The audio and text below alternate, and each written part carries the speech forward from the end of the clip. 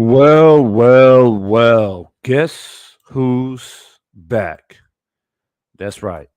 It's your boy, Divine Sense Boxing. Salute to everyone for dropping in tonight. I appreciate you guys immensely. And it's good to be back. And such a good time to be back, man. Such a good time to be back. Um, I know this live stream is just starting to kick off. There's people probably going to stop by once this live stream is done. And salute to you. If I don't see you in the live chat tonight, I appreciate you stopping by and I appreciate you hitting that like button for me as I slowly make my way back onto the mic. But look, man, like I just been crazy, crazy busy, man. Just grinding, working hard. I did four technically, four competitions in 4 months, fitness competitions. Hence the background, my accolades and working hard for it, man. And I'm the type of person that, when I'm focused, I'm focused. I cut out all distractions. And sometimes boxing, as much as I love the sport, is a distraction, especially with all the negativity and bullshit that I see all over YouTube and whatnot. So I try to, just step away from it and focus on what I need to focus on. But I've always had this fight in particular in the back of my mind. David Benavidez, Caleb Plant, a fight that I've been looking forward to for a very long time. I was one of the people that came out here and said, look, this is the fight that has to happen next after Caleb Plant knocked out Anthonyrrell. And, we've been clamoring for David Benavidez to step up to the plate and fight a high level, high caliber fighter as well. And we finally got it. You know what I mean? We finally got it. So, we're gonna jump to it, and I'm gonna chop it up a little bit with you guys. Let's see who jumps in later in the live stream to see if anybody wants to pop in and leave their opinion. There is a poll going on in the chat right now. It's a simple one. Who you got? You guys know how I do it. I'll let you guys let me know what you're thinking and what's on your mind. And right now, it's got Plant by decision at 60%. We do have a few people that have come in and said they think Benavidez is going to get the stoppage. I think that's the most popular viewpoint. Is either Plant's going to go out there, box, and win by decision, or Benavidez is going to come in there and stop Caleb Plant. And with that being said, a lot of people have said that,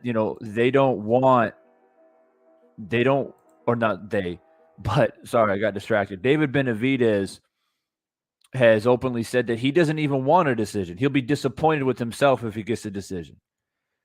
So, even David Benavidez himself is coming out here looking for the knockout, which I guess is a good thing in the sense of, as a boxing fan, when you buy this fight or you attend the fight or you commentate the fight or whatever the case may be, you are expecting at least one person to come in and try to knock the other guy out. And I believe David Benavidez when he says, I'm going to come in there and I'm going to try to knock you out. Like, I'm not trying to go in there and prove to anybody that I can box with you. I'm going to be David Benavidez. I'm going to walk you down. I'm going to beat you up. And I'm going to show people that I'm the real deal at 168. I'm going to show people that Canelo has been avoiding me. I'm going to show people why he's been avoiding me. So, I like that. I like that. That's what I want. Now, I see K-Rod in the backdrop, bro. I'm going to bring you in here just a moment, man. I'm just going to say my little piece, my little introduction. Make sure when you guys come in, man, do me a big favor. Your boy Divine Sense Boxing is back in the building, man. We got to get the likes all the way up. That should be the very first thing that you do. Come in, slip, jab that like button. I know a lot of people love to get excited and go into the poll, but already we got 10 votes in the poll, but only 7 likes. So we don't want that type of discrepancy tonight. You guys know that you don't necessarily see me as often as you used to. So this is a situation where, we're excited to talk about boxing, excited to see your boy Divine back in the building. So we got to get those likes up. You know what I mean? Show that appreciation. Let me go through and recognize those who have stopped in tonight. We got Nitty G stopped in early. I don't know if you're in right now, Nitty G, but I saw you in the comment section earlier. Omega Red, of course, in the building. Was good, Omega. Lit for Life Films and Music. I don't know if you're still here, but I appreciate you stopping by. Pink Meadows in the building. 88 Sports Talk, good to see you, man. It's been a while. Anthony Alexander was good with you. Mangus Allen letting the people know that we got to get to 50 likes ASAP. And by the way, anybody that wants to jump in and give their thoughts, the link to the panel is pinned up at the top of the chat. Feel free to come in. It is technically speaking Firestorm. So if you guys been around the channel in the past, you guys know how I get down on Firestorm. Open panel, open discussion. Come in, leave your thoughts, have a little debate. Now, as we know, we have got the final press conference done, and we've got the weigh-in done. So before I talk about the fight itself, let me first talk about my thoughts on the final press conference and my thoughts on the weigh-in. You got to start there.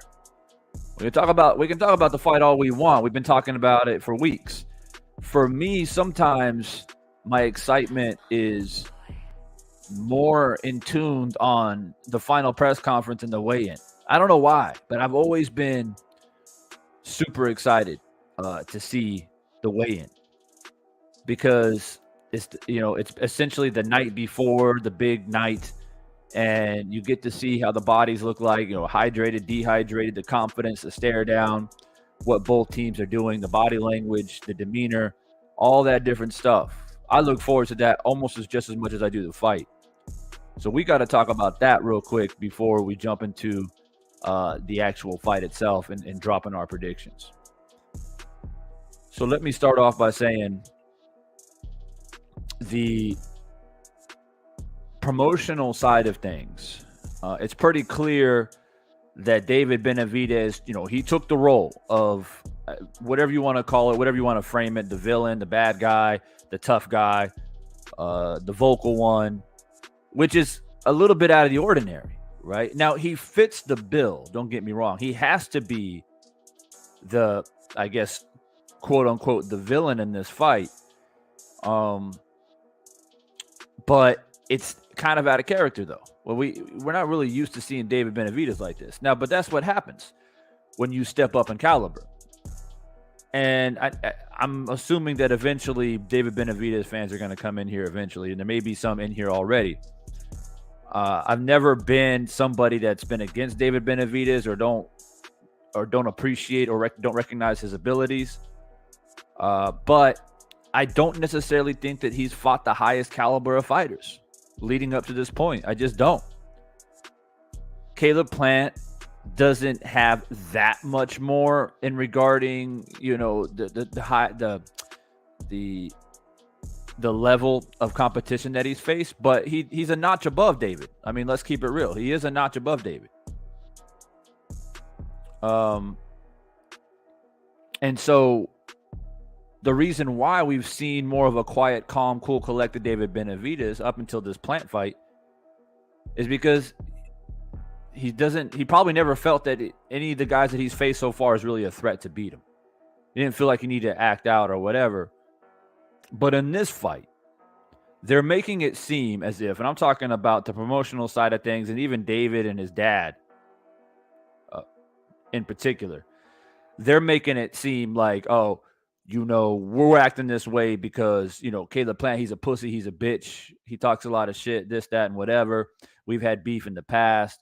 He tried to do some things to my brother, and so it's deep-rooted. There's a history. So that's why we're acting like this.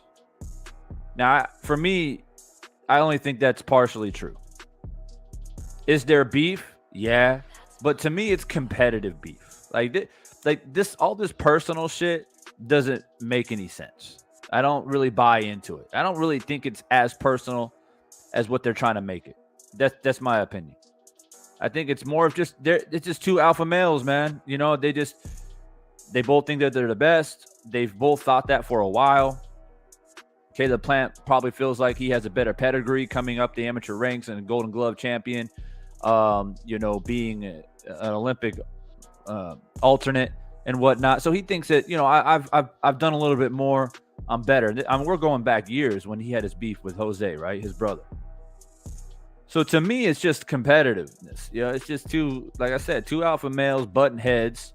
They cross paths in the gym, on social media or whatnot, before they actually had a chance to face off. I don't really think it's as personal as what people are saying it is.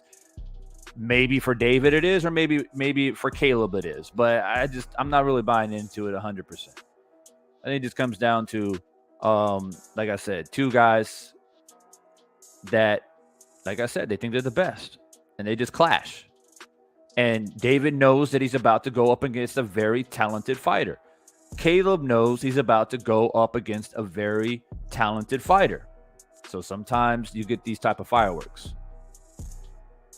Gnarly Ray in the building. Platboy Plays in the building. Was good with you. I appreciate you hitting me on the gram, man. Calvin Ringo in the building. And by the way, man, I want to say thank you to all the people that dropped by and DM me. I was gone for a couple of months. Some of you guys were worried about me checking in, man. Much love and appreciation. I really do appreciate that. At the end of the day, this is one big boxing family, or it should be. Sometimes we got to take out the trash, but that's life. I'm going to bring you in here in a moment, K-Rod, so don't worry, bro. I'm doing my little soliloquy right now, sitting on my soapbox, getting what I need to get out, and then we'll chop it up. Make sure you guys hit that like button as you guys come in. We're kind of stuck at 7 likes for some reason. We got to get it up. My man Mangus already let you guys know the first goal is 50 likes. Go ahead and vote in the poll. Let me know who you think is going to win this fight as we continue to go along here. So the promotional side of things, like I said, man, David has taken that role of being the tough guy, being the guy that's going to come out there and talk about knockouts and breaking jaws and bleeding and going to hospitals and shit like that. You know, I was watching the final press conference, right? And it reminded me a little bit of Mike Tyson versus Lennox Lewis. If you guys go back and watch I don't know if it was the final press conference, but one of those press conferences when Mike Tyson basically lost his shit. And he's out there yelling at the crowd, talking about, you know, I'll fuck you till you love me and all this crazy shit. Now, David hasn't went that far, you know, obviously, but I'm more talking about the demeanors, right? Lennox was calm, cool, and collected the whole time. He didn't really talk much shit. He let Tyson just go crazy during the build-up. And it was Mike Tyson, actually, who showed nervous energy. And it showed fight night because Lennox Lewis went in there. He had a game plan. And he took care of business against Mike. So it reminds me a little bit of that. It's, you know, Caleb Plant calls it, you know, whatever he calls it, yip yap or rah rah or whatever he says, man. But, you know, all that talk sometimes isn't, especially when it's out of character. So that's the thing you guys got to understand. Is David Benavidez really like this, though? Like, outside of the promotional side of things, and if he's chilling back at home in Phoenix, Arizona with his boys, or he's in sparring, or is he really this type of guy? Or is it for some reason Caleb Plant just brought this side of him out? You know, it's one of those things, right? But it reminds me, like I said, of the Lennox Lewis Mike Tyson press conference, or the whole buildup itself, where Mike Tyson obviously taking on that role, you know, and he got big for that fight too. He put on a bunch of weight, put on a bunch of muscle. We know that he was like lifting heavy and like crazy before the Lennox Lewis fight.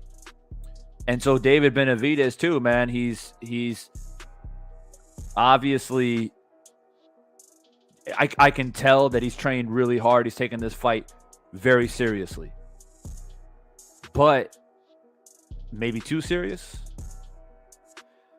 So this is where I'm going to slowly, what's up, Felix? This is where I'm going to slowly get into my thoughts of the fight. So now we saw the final press conference. I see, for me personally, David acting a little bit out of character. Plant's been pretty consistent from the first day they announced his fight. Very calm, cool, collected. He's letting us know what he's going to do. He's on a different level, this, that, and whatever. Took a few shots at David, obviously. He's trying to get under David's skin. There's no doubt about it that Caleb Plant is doing a little mental warfare. But Caleb's been in this before. He went through this with Canelo. He went through this with Anthonyrrell. When Anthonyrrell was the guy at press conference, talking a bunch of crazy shit, and I'm going to do this. I'm going to walk you down. I'm going to beat your ass and blah, blah, blah. So Caleb's kind of, he's been through this. He's been through this. So now Caleb is in the position of where I'm just going to try to get in this guy's head. And I think he has. I think he has. And I'm going to explain that here in a moment. With that final press conference, when Caleb Plant went up to the podium and mimicked David to read off his phone and stuff like that. And David didn't really have much to say. To me, it looked like he looked a little bit embarrassed. Especially when Caleb Plant brought up the fact that David was excited for himself that he was on weight. And Caleb was like, that don't mean shit to me. That's what you're supposed to do. And David just sat there. He didn't know what to say. So there's a lot of little small intricate details. And I've been commentating on the sport for a very long time. And you pick up on these things. Now let's real quickly fast forward to the weigh-in. They both made weight. And ironically enough, Caleb Plant was like 1.5 pounds heavier than David Benavidez. So David Benavidez clearly has went above and beyond to make sure that he made weight, because he knows it's a huge talking point. He knows that's one of the biggest criticisms that he has received, and rightfully so. And it's on his mind. It's on his mind. And I'm glad that he made weight, but I'm a little bit concerned if he struggled to actually, if David Benavidez is really honest, I would really like to know. We're not going to know until after the fight, though, because usually that's when that shit comes out. Leading up to the fight, it's all good. I'm training hard. I'm eating fucking vegetables and fruits, and I got a chef, and, I'm drinking, 20 liters of water a day, and I'm taking this shit 5 times a day. Everything's great. And then after the fight, usually the bigger guy who has a history of struggling to make weight or whatever the case may be, and if he loses 8 out of 10 times, they come out and say, oh man, 168, that's, I don't know if I can make that anymore. I might need to move up to light heavy now. So I hope that's not the case. One thing we can say, what's up, Jay Flint? I appreciate you, bro. Thanks for dropping by again. What's up, Bruce? So one thing that I can say is that Caleb Plant has always made weight. He's always looked good. He's always looked prepared. So he's not in that. He's not in that frame. He's not in that box. So these little things. I think it's something that the casual boxing fans, in my opinion, are overlooking. They're looking past it. They're looking past the fact that David Benavidez has struggled with weight. He has a history of not being disciplined. And I'm not saying that he's not disciplined for this fight. I just got done saying, if you just joined, that David, I believe, is taking this fight very, very seriously. Okay, I believe that. But is he taking it serious in the right way? They get on the scales. Obviously, Caleb Plant is ripped to shreds. Caleb Plant is shredded. 167.5 or whatever, like almost 168 on the dot. Like clockwork. Caleb Plant is like clockwork at the super middleweight division. He is a full-fledged, bona fide, legitimate super middleweight. Let's not forget that. Okay. I see David Benavidez come on the scale, and everybody's talking about, oh, he's got abs now. He's never had abs, but now he's got abs. This whole fixation. I mean, which one is it? I always find that funny. I saw, was it Fight Hype or Fight Hub? They interviewed Jermell Charlo, and they were like, oh, what do you think about David Benavidez' abs now? And he's like, I don't mean shit. I mean, you're a boxer. I mean, normally you're supposed to have a lean, shredded body. You're supposed to have abs. So it's not a big deal that now he's got abs. Everybody's got abs. Everybody does. It's not really a big deal. Everybody's making this big deal about it. Now, was David Benavidez so fixated on the fact that he wants to try to get a six-pack before the Caleb Plant fight that he drained himself? And the things that I'm gathering in regards to the training, two different methods, two different types of feedback to the media, if you guys have been paying attention. Interviews in the gym between the two fighters on how they prepared for this fight. Two completely different methods from what they've said. Caleb Plant's response is in interviews always like, man, we're working on the X's and O's. We're staying sharp. We're making sure that we stay cerebral. We keep our boxing IQ up. We're working on the fundamentals of boxing. You know, Breadman's got me working the jab and moving and countering and being fast. And just really talking about boxing. Really talking about how they're focused on the sweet science, the fundamentals, making sure they have a proper game plan. That is what I've received from the Caleb Plant interviews leading up to the fight. And it's very clear that Caleb Plant is not trying to reveal too much. Now, he's being very, very careful in what he says. And I appreciate that. Because sometimes fighters say too much. And again, this is David Benavidez is really his first big dance. I mean, let's call it what it is. There's a sense of excitement. There's an adrenaline rush to it. He's finally got this moment. He's went through a lot, being like a fat kid and going through and going through boxing and being naturally talented, but always had this hiccup, right? This kind of setback of being overweight and trying to get through that, like, you know, and now he's finally made it. So that type of excitement can kind of become overwhelming and it overflows. And so when it comes to David Benavidez, in regards to his thoughts and his feedback on how he's trained, I don't really hear much, and his dad too. I don't really hear much about like things that I want to hear. As a boxing fan, as a person who understands the sport and commentates on the sport for a very long time. What's up, Vic? I see you in the building. Andrew Charles in the building. What's good? We got to get those likes all the way up, man. We got to get them all the way up. The boy hasn't been on a mic for a while, man. We got to get the likes up. So the things that I've been hearing from David is like, oh, yeah, I mean, I'm sparring like 4 different sparring partners, 15 rounds, and I feel good. I'm beating these dudes up, and Caleb doesn't know what's coming for him and this and that.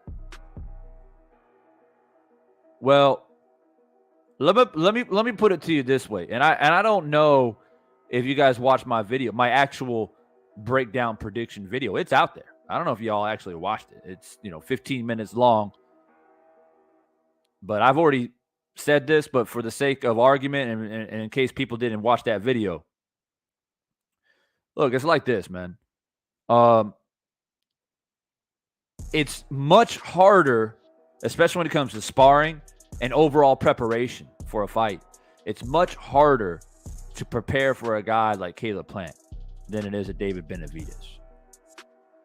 Now, the link is in the chat if y'all don't disagree with me. I'm willing to debate this.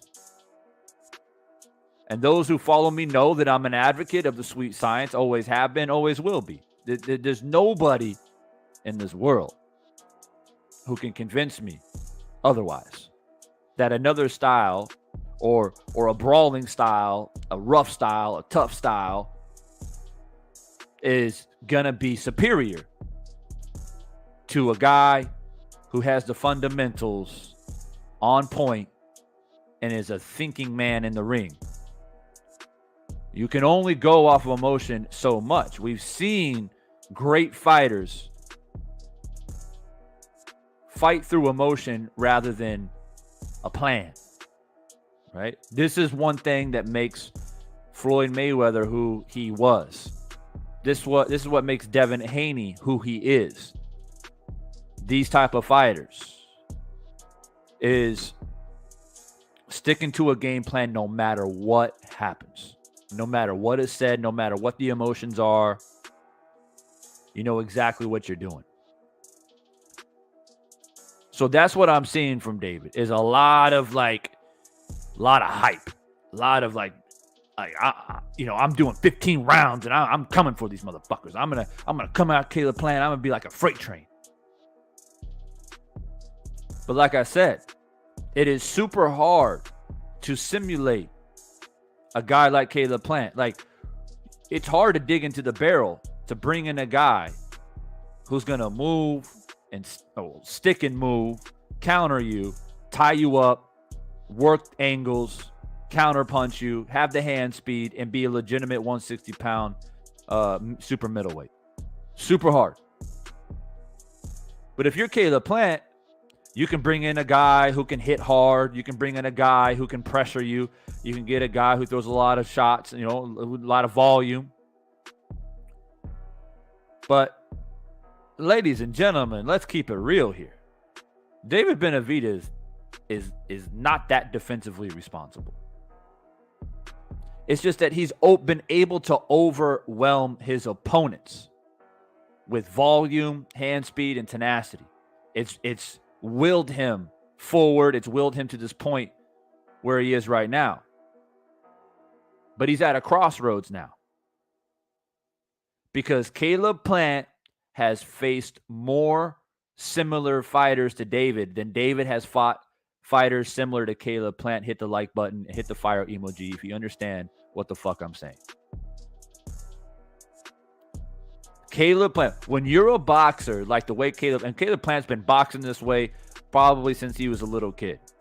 For whatever reason, it suited him. He liked it. Maybe his favorite fighter was a young Muhammad Ali. Who knows? Okay, but he adapted that style. You can tell it's natural. You can always tell when a fighter has changed his style in comparison to a style that he's been doing his whole entire life. It comes natural to them. And Caleb Plant is a natural boxer. It is what it is. So when you're a natural boxer like that, you're used to dudes just trying to come in and knock your head off. You're going to have to deal with that much more than a chess match type situation where another guy is going to try to, outbox you. And I would put a lot of money on the fact that coming up through the ranks in the amateur ranks and winning the Golden Gloves and things like that for Caleb Plant, majority of the guys that he fought were guys who they knew Caleb Plant was a mover boxer, and they try to, do the most common thing. It's cut off the ring and beat him up, and I punch harder than him, and this, that, and whatever.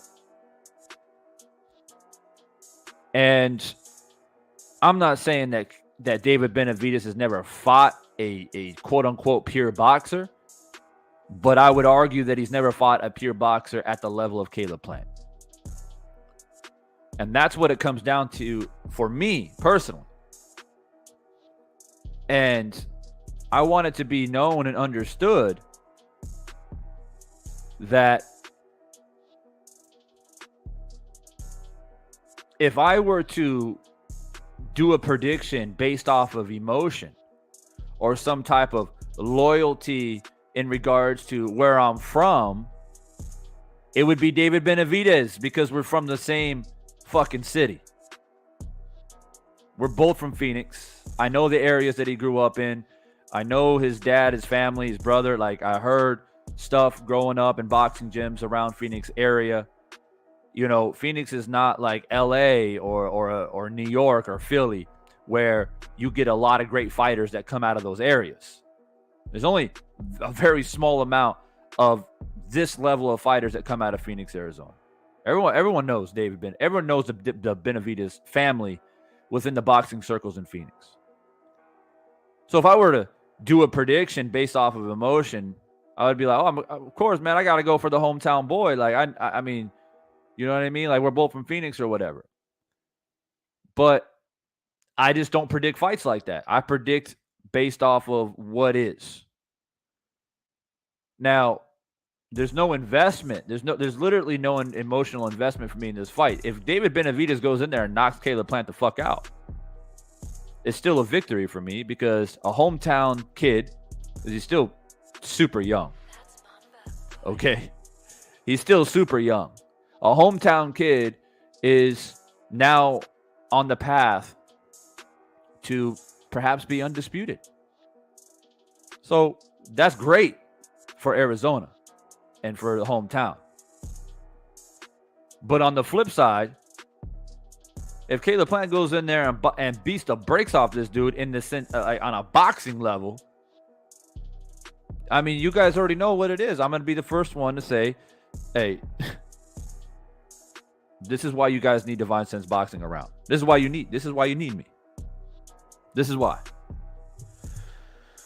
So I'm going to bring in K-Rod. He's been waiting backstage for a minute. Bring him in to give him get his thoughts. So I wanted to just throw that out there as, you know, like I said, food for thought, because that's what I like to do when people are getting ready to make their predictions, or if you're a person that bets on fights. You got to go beyond. You got to go much deeper than what you see on the surface. And a lot of people are talking about David being so big, so long, so fast, so much volume. You know, he's got a chin. He can do this. He can do that. Caleb ain't got a gas tank. I was over on BFTB earlier tonight. He was talking about Caleb Plant should win. He's going for Plant, but Plant's got a gas tank issue. And I'm not disputing that. A lot of that is when he fought Usatagi, and we all know, I mean, he dropped him twice. He was in complete control of the fight. Around whatever it was, 9, 10, 11, 12. Yeah, he started to deplete a little bit.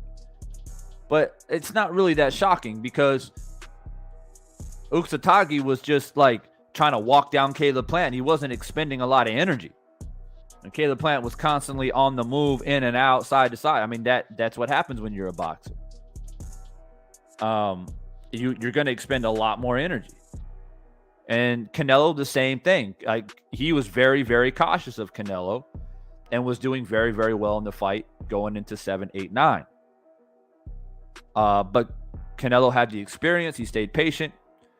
He slowly just, went to the body, broke Caleb down, got his hands to drop a little bit, and we know what happened. But David Benavidez, people, is not a vicious body puncher. And I would even argue that Caleb Plant goes to the body more than David Benavidez. Now, it's possible that David is like, yo, we need to go to the body more on this guy, because this guy moves. We got to take some air out of those sails. We got to put a puncture hole in that gas tank, get that gas tank leaking a little bit, slow him down, and then hopefully get him on the ropes and just beat him up. If I were to guess on what their game plan is, or at least what it should be, then it's that. Like, you're not going to go in there and say, I'm just going to come forward, Caleb Plant ain't shit, and he can't hurt me, and I'm just going to come in a straight line and just attack him like I did David Lemieux. David Lemieux basically was a blown up 154 pounder. And Caleb Plant had a point on that in the press conference. He said, I'm not a blown up 154 pounder. I'm not a blown up 160 pounder, which is facts. David has fought a lot of those type of dudes.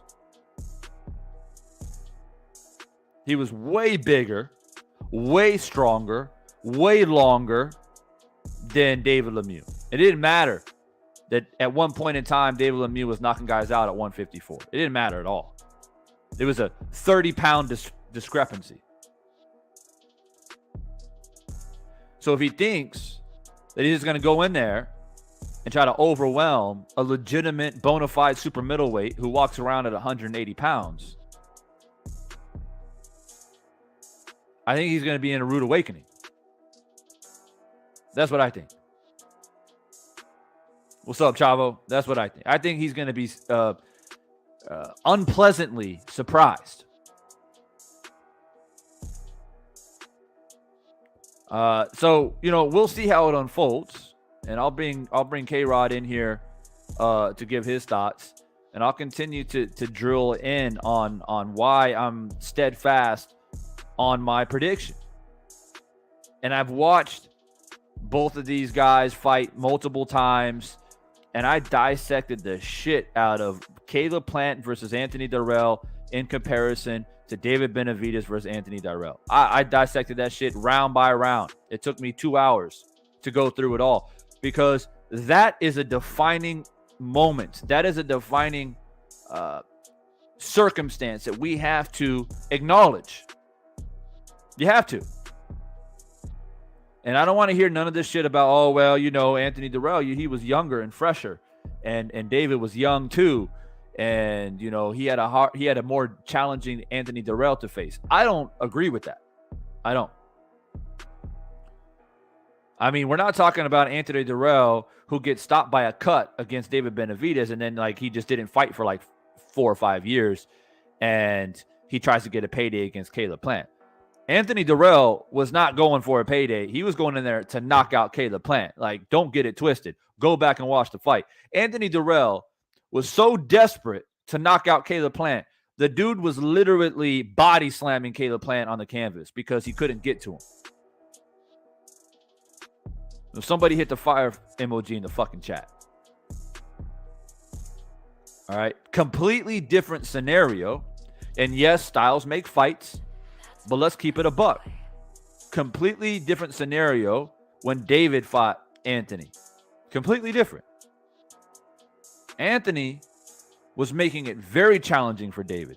And Anthony's not even, he's got some boxing skill, but he's not even close to the level of a Caleb Plant is. And when it comes to pure boxing skill, there's a reason why they called Anthonyrrell the dog. He's a come forward. I'm going to beat you up. I'm going to walk you down. I got a little bit of slickness to me. I can roll punches. I can counter you. And I come up with big left hooks and shit like that. But he doesn't operate behind the jab. He doesn't take his time. He doesn't try to break you down. He just comes at you. But that's what he did against David Benavidez. And David Benavidez was in a fight. He was in a fight. And I would argue that Anthonyrrell, you could argue, I wouldn't necessarily argue it, but you could argue that leading up to the stoppage, Dirrell was winning the fight. But Dirrell was not winning the fight against Caleb Plant. He was down the whole time. Caleb Plant was up easily by 3 or 4 rounds, up until the point he got knocked out. Cold, by the way. And I find that another ironic thing about that. A lot of people talk, David Benavidez, he beat him first. There was a cut, a nasty cut. And Dirrell has suffered from a very similar cut above the eye multiple times. That soft scar tissue doesn't take much. Caleb Plant was in control and fucking came from the depths and rose like the phoenix with a fucking left hook and put Dirrell to sleep.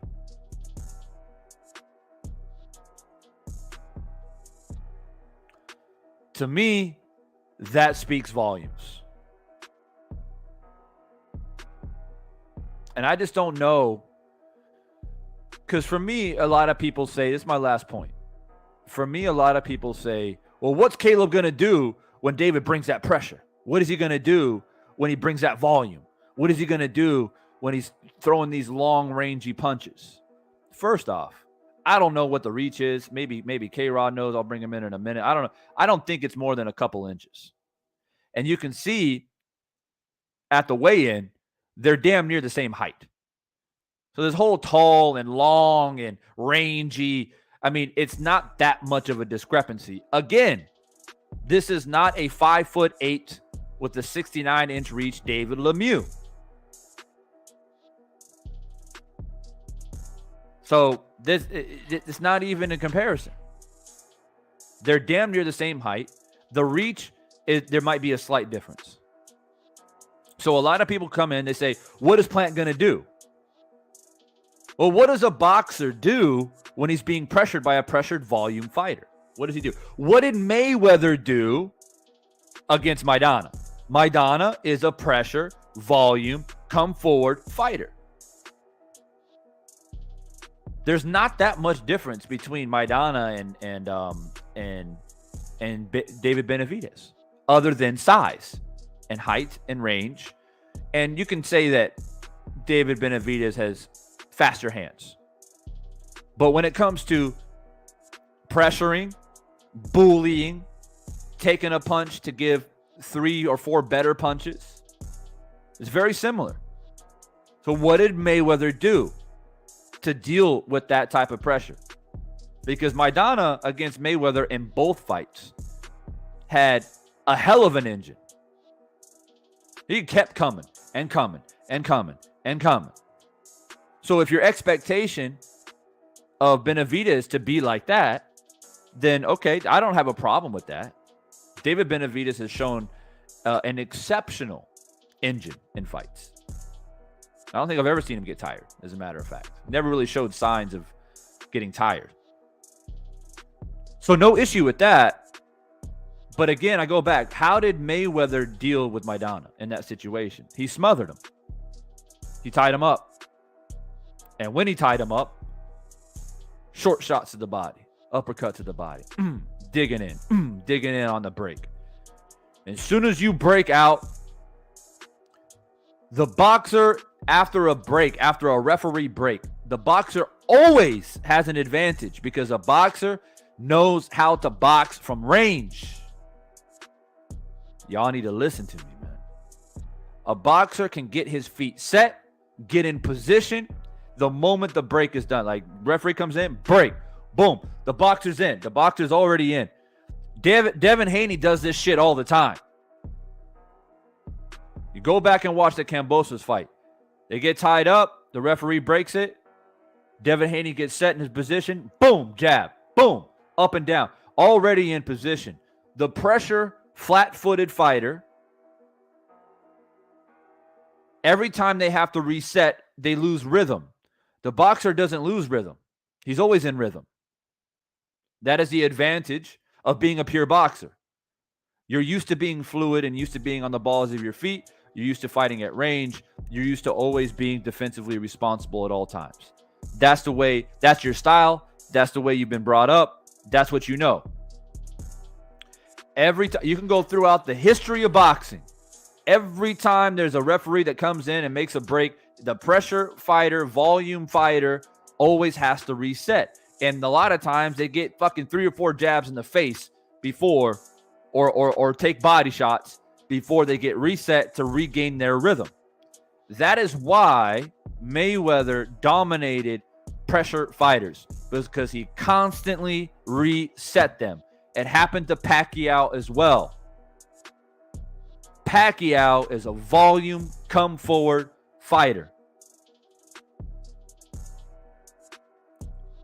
And every time Pacquiao started to find a little bit of a rhythm, Mayweather smothered him, tied him up, got him in close, got the shoulder roll, got the shoulder up close to him, and started ripping to the body. And a lot of people don't pay too much attention to those little inside body shots, but it takes a toll on you. It took a toll on Pacquiao. Pacquiao in the 9th, 10th, 11th, 12th round, he didn't have much left.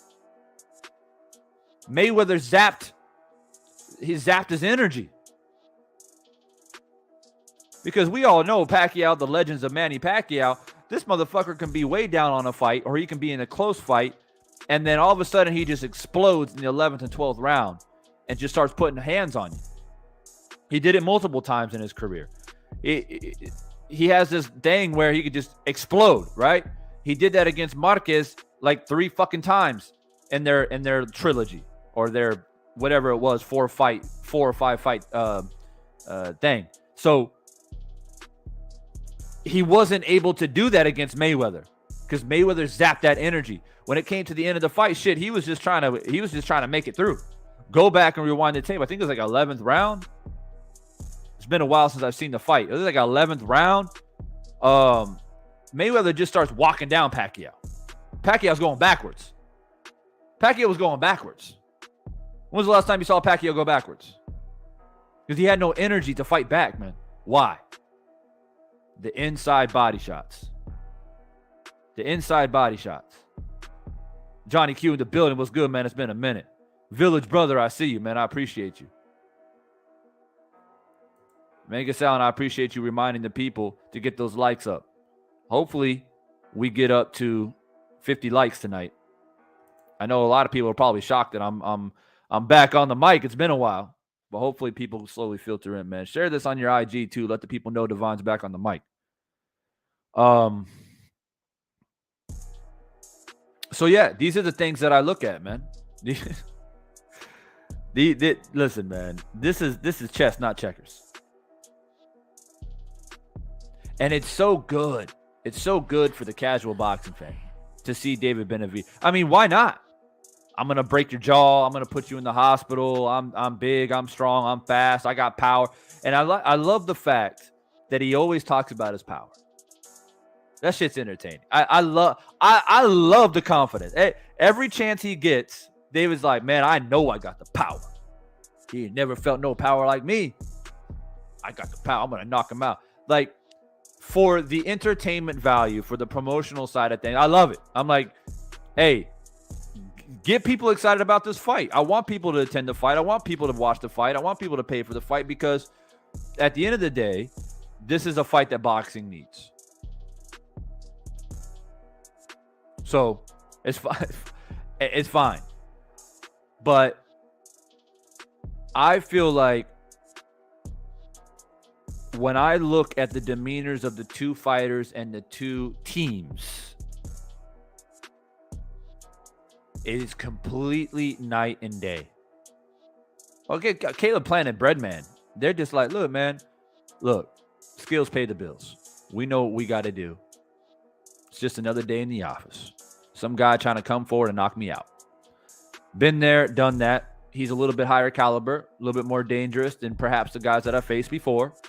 All we got to do is increase the focus and be at our best. I mean, and that's it. That's all. That's basically all they've said. But you got David and his dad out there talking about, oh, pussy this and pussy that, and I'm gonna beat your ass, I'm gonna break your jaw, I'm gonna beat you up, and this. And it's like, all right, bro, you got a lot more to prove now. And you even said it yourself. If I don't knock out Caleb Plant, I'm going to be disappointed in myself. You put a lot of pressure on yourself, bro. David, you put a lot of pressure on yourself. But I don't believe you. I believe that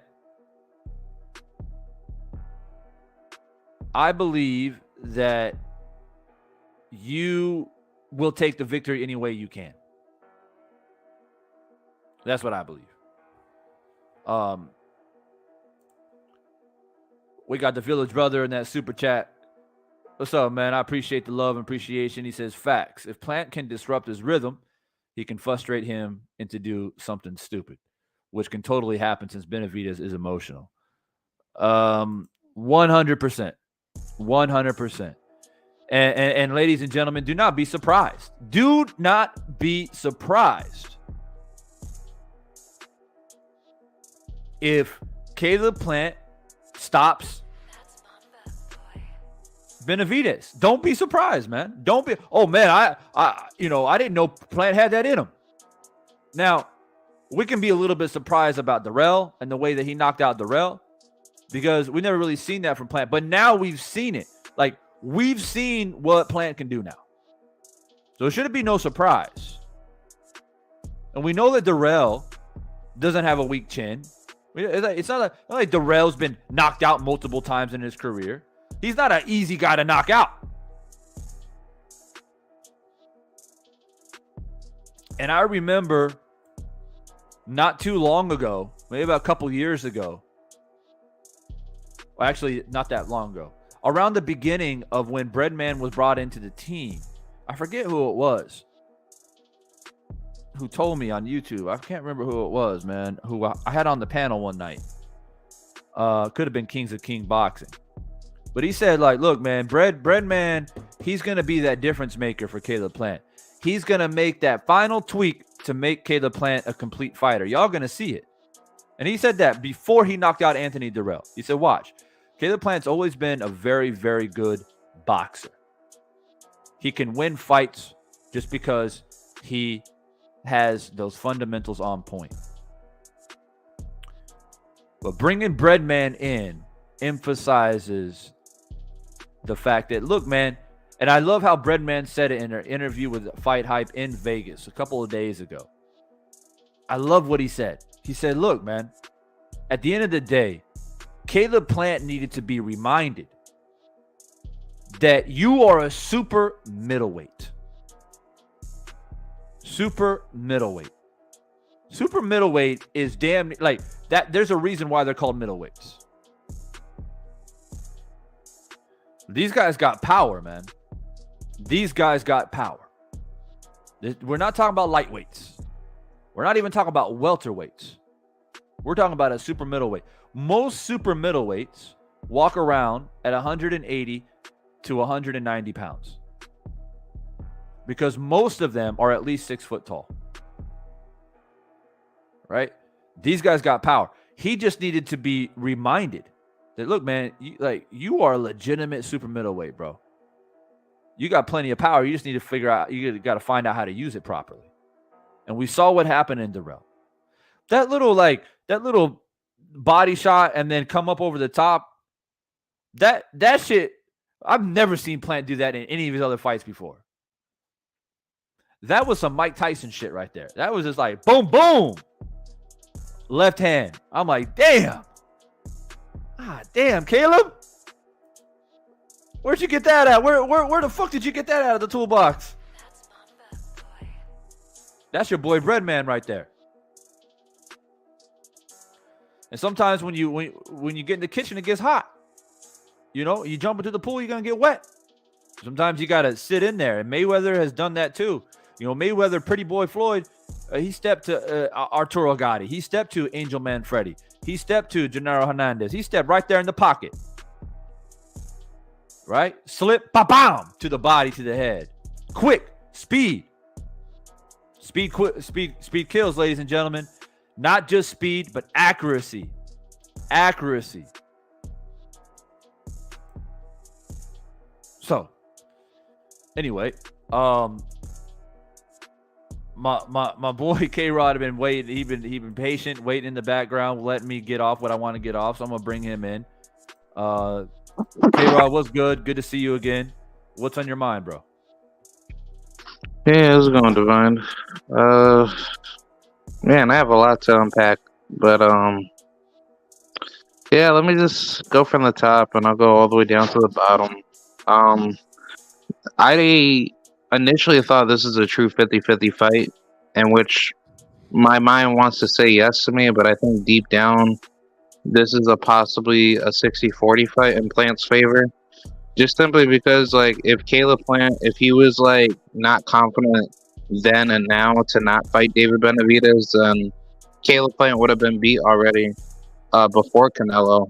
And Caleb Plant, like, I wasn't happy with the fact that he did that, you know, am I good for 21-0 BS with Canelo? You know, I didn't like that, but I think after that fight, when he started to understand that he could have easily won that fight by staying switched on and having that trainer that actually motivated him, like a Breadman Edwards or even Derek James, like in a sense, that could motivate him to say, bro, like, that you're a way better fighter than this. It's just that you need to have those certain pieces in your life to keep you motivated to fight the way you do. And Caleb Plant is a very talented fighter. Like, I'm not gonna lie on that. I really do believe he's definitely a bona fide pure boxer. He's a classical fighter. He's not your typical fighter that has good skills here and there. No, like, he really puts in the work, and he's a student of the game, and he analyzes boxing every single day. So he could have like a very good educated conversation with both of us. But what I see out of this matchup is Caleb Plant. He's shown a lot more trials and tribulations to pass in a skill set versus David Benavidez. And David Benavidez has never done anything to the level of what Plant does. And people can criticize Plant's resume, but I guarantee you, out of his fights that he's been in, minus the fights that people were never wanting to see against the lower level opposition, but I'd probably say out of the Canelo Alvarez fight, the Jose Uzcategui fight, and the Anthonyrrell fight, those fights have shown him to be a pure bona fide boxer, and his skill sets have now evolved to become a really good fighter. Like, I don't see how people can't see that, but Caleb Plant is not asking anybody to hype him up. He's actually going out there and putting his heart and soul into what he's supposed to do. Granted, I wish back in the day when PBC was building up Caleb Plant, they should have matched him up against Anthonyrrell and David Benavidez a lot earlier, because technically that's what Plant said he wanted to do. He wanted to wipe everybody down at 168, but the problem was that nobody was ever talking about 168 being a popular division or up and coming popular division until David Benavidez and Caleb Plant were already making their way into the division to capture titles. So I think either way, it's just like Caleb Plant has done his fair share to just go his way and just get a title, because he just wanted to just get up there and be successful. And then David Benavidez, he basically did the same thing, because if he really want to smoke with Caleb Plant, I'm sorry, if David want to smoke with Caleb Plant a lot sooner, he should have said, no, I don't want to go the WBC route. I want to go the IBF route to beat up on Caleb Plant. So therefore, David Benavidez, he could have been unified already. But it's just that at this stage of his career, it's why are you having all this massive energy towards Caleb Plant to say that you're going to do all these crazy bad things to him when you could have easily done it in the past? So I just look at that to just be like, you were never confident then, so what's going to make you change now? But as far as the style goes, Caleb Plant's style is all wrong for David Benavidez, because I guarantee you, if Caleb Plant had Gervonta Davis type skill set, where he hit really, really hard on top of having great, boxing skills to actually land his shots more deadlier, then David Benavidez would not be talking, the way he's talking, because I think David Benavidez is fooling himself to think Caleb Plant is not going to be strong enough to handle him. And I think that's more of a fighter's fooled mindset to think that, you're going to just walk into a very easy fight. But then once you get into those, deep waters and those dark trials and tribulations, I think that's what's going to backfire. And as far as the skill set and the physical differential, Caleb Plant is no different from David Benavidez. They're pretty much at the same height. Their reach is really not that far apart, but that shouldn't really matter. Skills pay the bills, and just by looking at it from a more analytical point of view, Caleb Plant has shown to be a way better boxer his whole entire career compared to David Benavidez, who hasn't even been in there with an actual bona fide pure boxer, if not boxer puncher. Um, if anything, most of his opposition, if not all of it, has always been opponents that have been standing right in front of him. If he has fought any good boxer up to the level of a Caleb Plant, he should have been he should have been fought those guys already to be ready for a style like a Caleb Plant. But I don't think David Benavidez, understands that. I think he's more focused on just getting knockouts, which that's fine. But this is called boxing. This is not called knockouts. If you're good at what you do, you need to know how to box. Like, there's like a saying in boxing, like, if you can't throw the jab, but you're gifted in power, then you can't get knockouts. Because boxing technically still requires you to be technically gifted to know how to box before you knock somebody out. So how are you going to do that against a guy that is very educated in boxing first before he even lands like a good shot on you, or you land like a good shot on him to knock to knock that fighter out? So final conclusion, I think Caleb Point's style on David Benavidez, and I think that the fight's going to have some flare-ups where it's going to be fireworks. But if Caleb Plant stays if he stays switched on all game long, he could easily win. But I don't ever see Caleb Plant making the same mistake that he did with the Canelo, because if he wasn't learning from his past, from his past fight with Anthonyrrell, in which if Darrell was able to exploit more weaknesses at a Plant and potentially hurt him and stop him, then Caleb Plant would never get this far to ever get a opportunity to fight David Benavidez. So final conclusion is just that Caleb Plant has learned from his mistakes, and I think he's a way better improved fighter to show to David Benavidez that this isn't like the same, this isn't the same Caleb Plant that he's thinking from 4 or 5 years ago. So I think Caleb Plant's going to have a really good showcasing fight against David Benavidez. Yeah, good breakdown, bro. Some very interesting points, and I see Jimmy coming in here too. I'm sure Jimmy's got a lot to say. What's on your mind, Jimmy? Salute, bro. It's good to see you doing lives again. Hope you've been keeping well. I just jumped on to cook with you guys. I think it's a great fight. You got two young, former world champions, two top 5 guys. Two guys with very different styles, also different mentalities.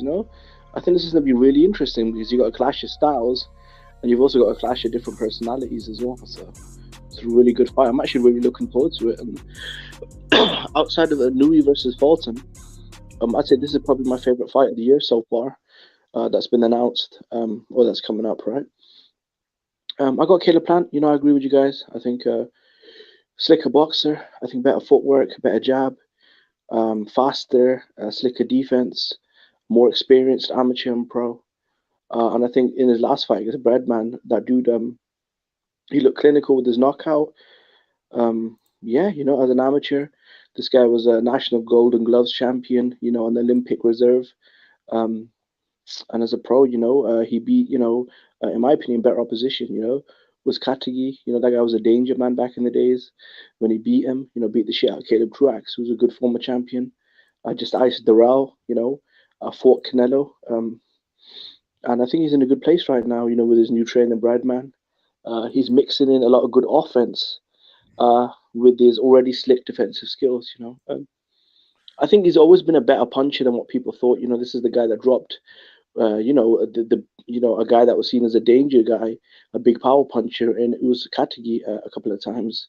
And he iced Darrell clinically. I'd say his knockout win over Darrell was way more clinical and destructive than David Benavidez is.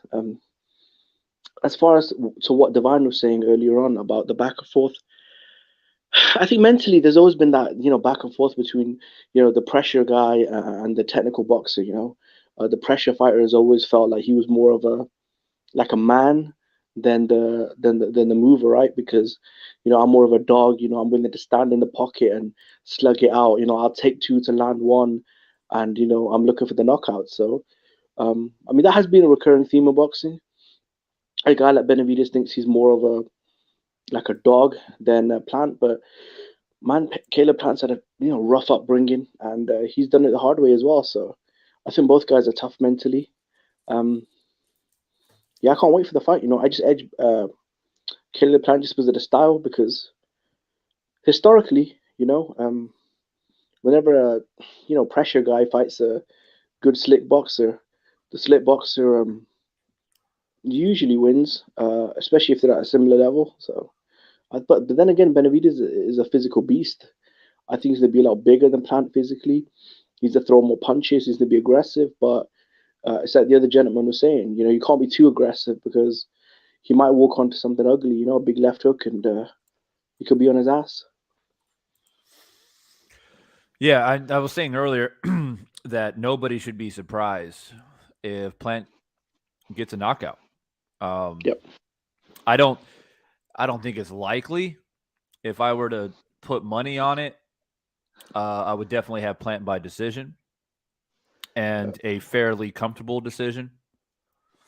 But for me personally, I wouldn't be surprised if Benavidez gets hurt. I don't know if Plant will, check left hook his ass like he did Darrell, and put him to sleep. But I can definitely see him, land something big. Maybe put him on a knee like he did Ustatagi, and that could happen multiple times. I don't see Benavidez as a guy. He's got way too much pride to quit on the stool or not get up if he could clearly get up. But it's just one of those things, right? There was a point in time you go back and watch the Plant Ustagi fight. I thought Plant at one point was going to stop him. He was just way too fast, and there was nothing that Ustagi could do. He was just getting caught flush. But Ustagi, he's a tough guy. He was able to kind of, weather that storm and kind of come on a little bit late. And Plant put a lot of energy into trying to stop him. You can see that. And that's why going in 9, 10, 11, Plant started to slow down. And so when I go around YouTube and I hear people's predictions, that's one thing. The people that are going for Benavidez in this fight like to refer to that. They like to say, Plant, he gets tired, or he feels like he can knock you out, and he goes all in, and he puts a lot of energy behind his punches. And then if he can't do it, he slows down. Look, that can happen to any fighter. That can happen to David Benavidez too. We just don't know what type of energy Dave is going to bring. I think that to me is one of the unknowns, because I'm pretty sure what Plant's going to do. When you see, this is another point that I'll make about a pure boxer, right? This is another thing that a pure boxer always has an advantage over a brawler / forward / pressure fighter, is because a forward / pressure fighter / volume fighter, like a Manny Pacquiao, like a Marcos Maidana, like a David Benavidez, these type of guys, right? That's their MO. That's what they do. They can't really do anything else. Like, it will be mind-blowing and very risky to do something else. Like, imagine if David said, I'm going to surprise everybody and I'm going to come in there and try to outbox Caleb Plant. That would be out of this world if he tried to do that. Now, he may be a little bit patient and do some feeling out rounds, but David Benavidez is always going to be David Benavidez, period. At some point in the fight, he's going to say, fuck this shit. I'm going to try to get in this guy's chest and hurt him. That's who he is. That's his DNA. So a pure boxer, they have the advantage because if you pressure me, I'm ready. If you try to sit back and be conservative, I'm ready.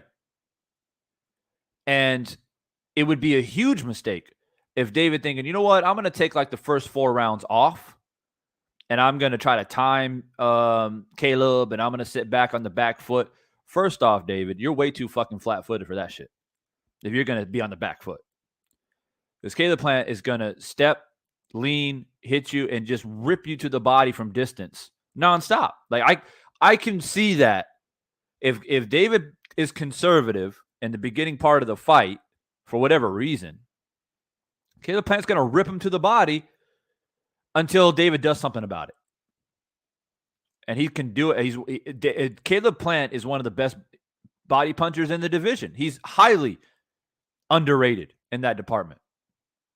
Right? When you go back and watch the Dirrell fight, I mean, the body punches in comparison to Plant to Dirrell were like astronomical. Plant was like 80 body shots to like 20 or some shit like that. Right?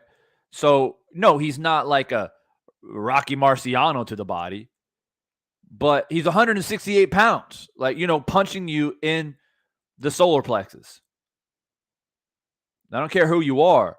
If you allow Caleb Plant to fight from distance, you're going to be in a whole world of trouble.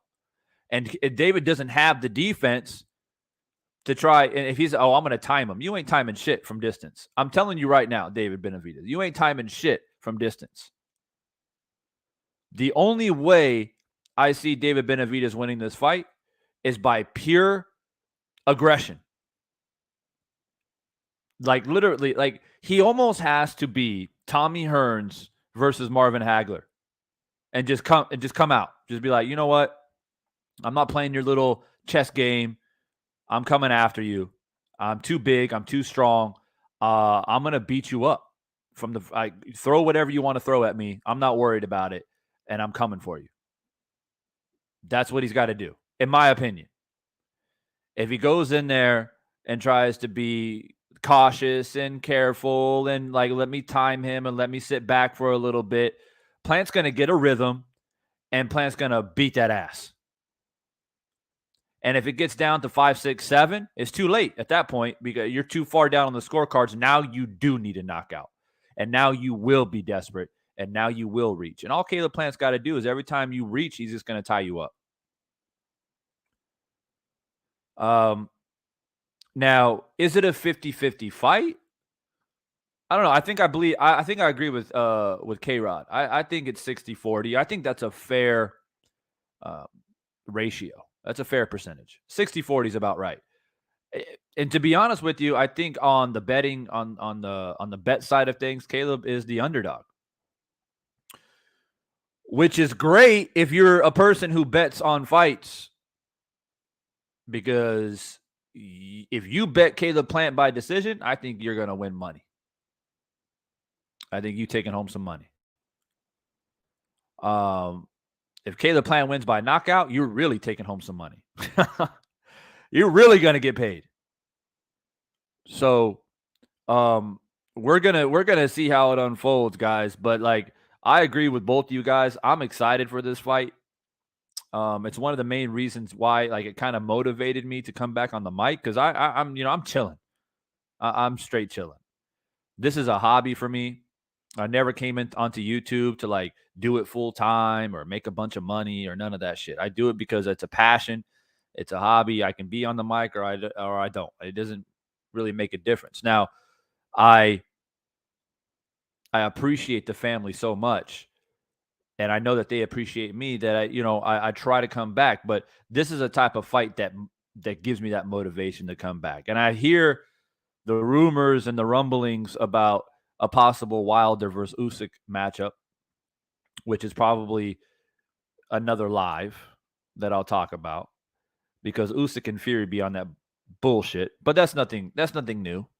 That's nothing new when it comes to Tyson Fury and how he promotes himself in fights, and he tells you one thing and does another. There's nothing new. But the irony of boxing is always compelling, because imagine that, right? Imagine, for whatever reason, whatever side you take on who's at fault, Usyk or Fury, it doesn't really fucking matter. Like, if they don't fight, they don't fight. Someone else is going to fight Usyk at the end of it. Someone else is going to step in. Like, if they don't you can blame it all on Usyk. That's fine. But somebody else is going to step in, and imagine the irony of that. If he fights Wilder and Wilder knocks Usyk the fuck out. And that's the way the cookie crumbles sometimes. And then it's an inevitable situation where it's like, all right, well, what are we going to do now? Like, now Deontay is a unified champion again. Do we get a fourth fight between him and Fury? Because, you know, like, it doesn't matter if these two guys fight 2 times or 10 times. You can sell that fight every time.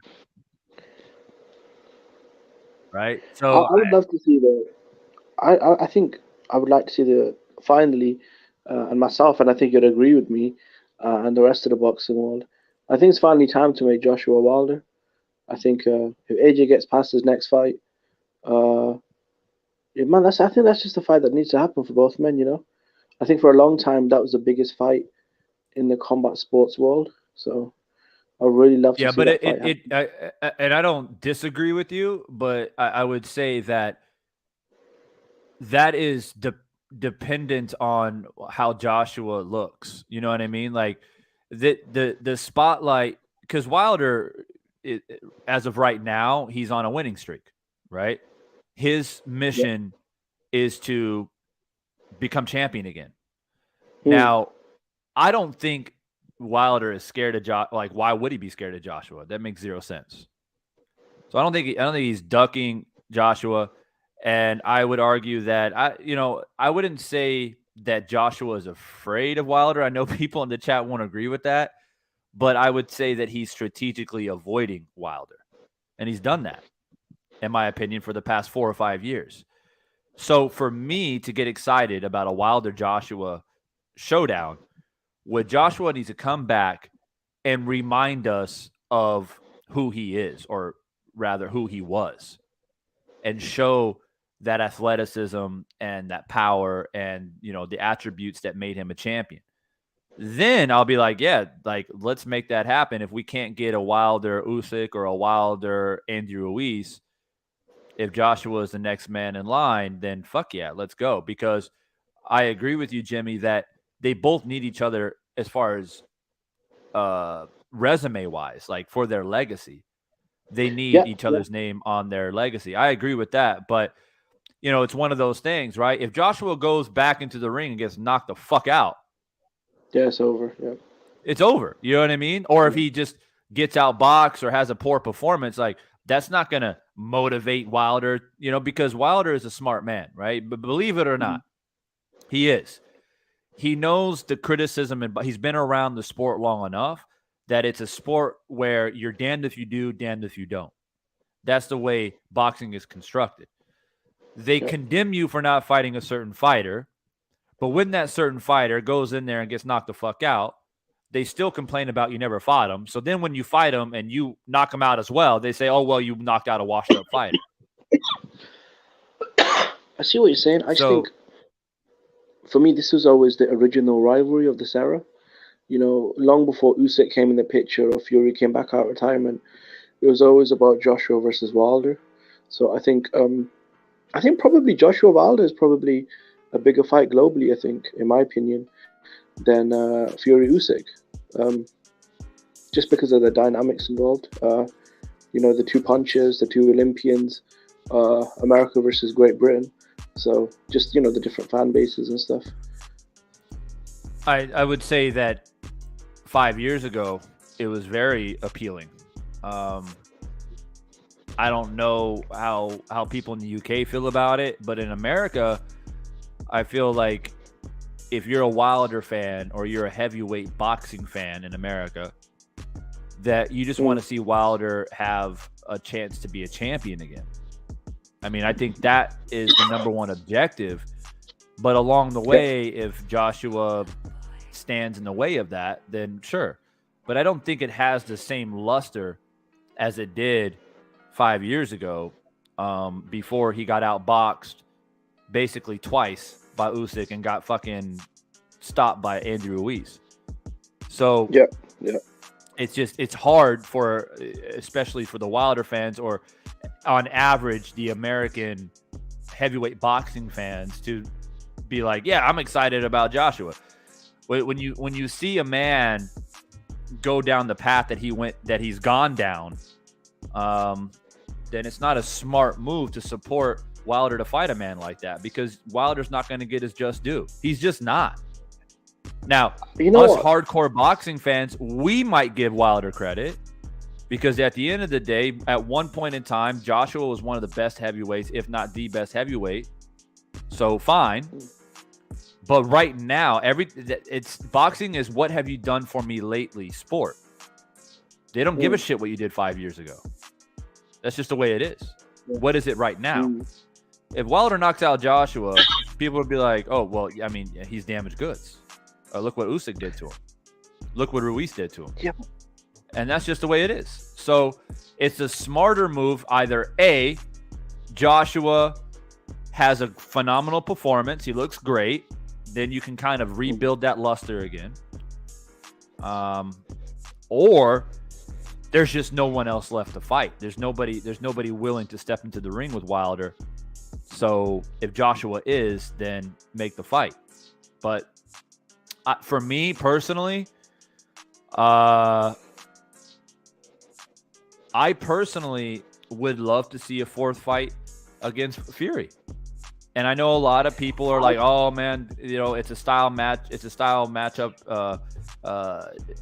problem for Wilder. It doesn't matter how many times they fight, Fury's always going to win, this, that, and the third. But I would argue that you can't really, and I was hoping to save this for another live, but it is what it is. You can't really hold on to the second fight that much, in my opinion. And it's really about the first and the third fight. The second fight is like one of those situations where that's the worst Wilder we've ever seen. Okay. And does Fury get credit for that victory? Yeah, sure. He knocked him out. But let's all be honest here. Even if you're a Fury fan, was that the best Wilder that you've ever seen? I don't think so. The best Wilder that we ever seen was probably in that first fight against him and Fury. Like, that was Wilder at his peak, at his best. And he dropped Fury twice in that fight. And as we know, damn near knocked him out. The third fight, it was kind of in between the first and the second fight, where he had moments where he was great. And he had moments where he was fighting off of emotion, in my opinion. So the fourth fight is very compelling to me, because Fury, I personally believe that Fury has taken a lot more damage than he's willing to admit. When you fight the most devastating puncher in the heavyweight division, not once, not twice, but 3 fucking times, I don't give a shit if you go 3-0 in all 3 fights. You've taken some serious damage.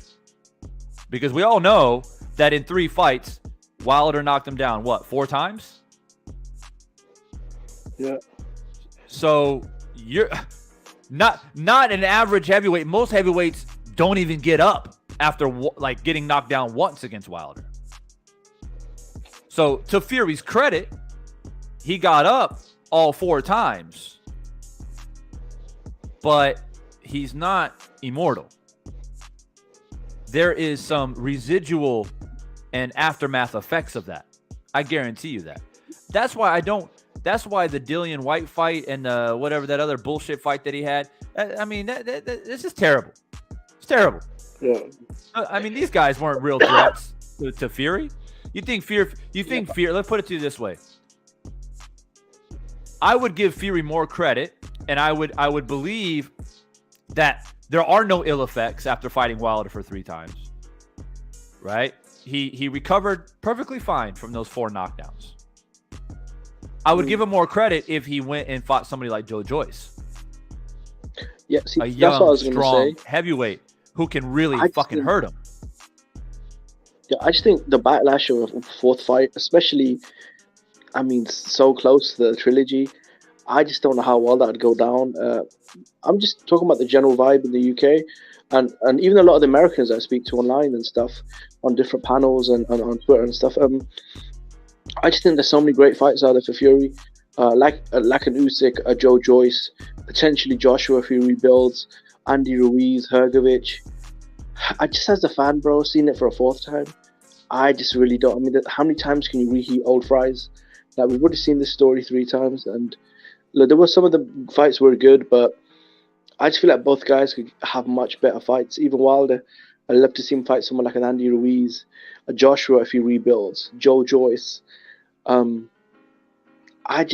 I feel like those two dudes, I mean, how many times do they need to fight, you know?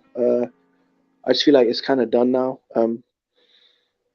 Yeah, because again, there's just so many other fights out there. But I'll be honest, if you look at both of their careers over the last 6-7 years, outside of fighting each other, they really haven't done much. So I think both guys should focus on doing newer things. I just don't know if that'd go down well, because the third fight was the worst selling fight.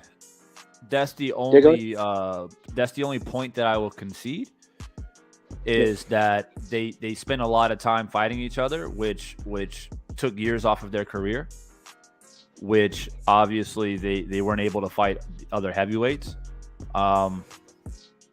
But would I say no to a fourth fight? For me, no, I wouldn't. I mean, because what are you gonna get with a Wilder Fury fight? What are you gonna? I mean, you know, someone's probably getting knocked out. You know, someone's gonna get knocked out. You know that it's gonna be the build up, and I mean, it's just, I don't know. It isn't, like I said, for me personally, rather they fight 1 or 10 times. I mean, this isn't the first time in boxing, Jimmy, where we've had 2 rivals face off multiple times. I mean, Sugar Ray Robinson and Jake LaMotta fought 5 fucking times. Yeah, I mean, that's true, though. And there's a reason for that, because it's so competitive. You know, like Sugar Ray gets the best of them, and Jake LaMotta shocks the world. I think it was in the 4th fight. You know, not Jake. Jake LaMotta. He hurt Robinson and everyone. And even though Robinson won the first 3 or whatever it was, that 1/4 fight, everyone was like, oh shit, we got to see a 5th one, because they're just it's just like arch rivals. You know, like how many times will you watch Wolverine fight Sabretooth? You fucking watch it 20 fucking times, because it's just the way it is, right? So, I mean, at this point, though, I'm not wasting a bunch of energy on it. I'm more focused on, okay, Wilder, we know for a fact, based off of what he said personally, that he's trying to come back. He wants to fight, and you know, I think was it what fight was it where he was interviewed? He was on the panel.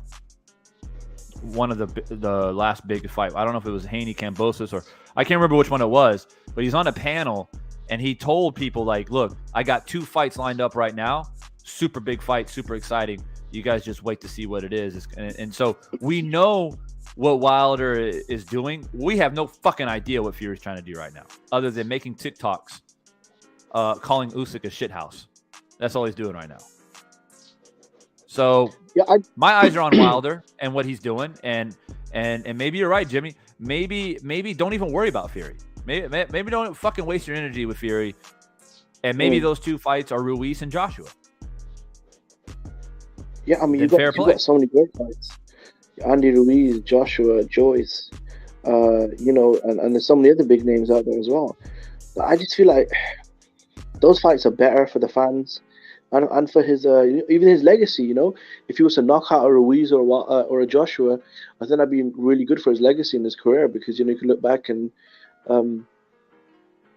his resume would be more kind of more diverse and deeper. Right. So let me ask you this question, Jimmy, and I'll end it on this, and then we'll wrap it up about Plant Benavidez for the people that came in late. This is the only thing I want to know based off of what you just said.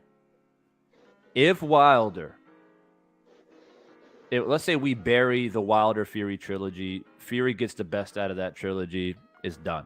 But in the meantime, if Wilder beats the likes of Joshua, Ortiz, and Joe Joyce, for example, or even Usyk, you throw Usyk in there.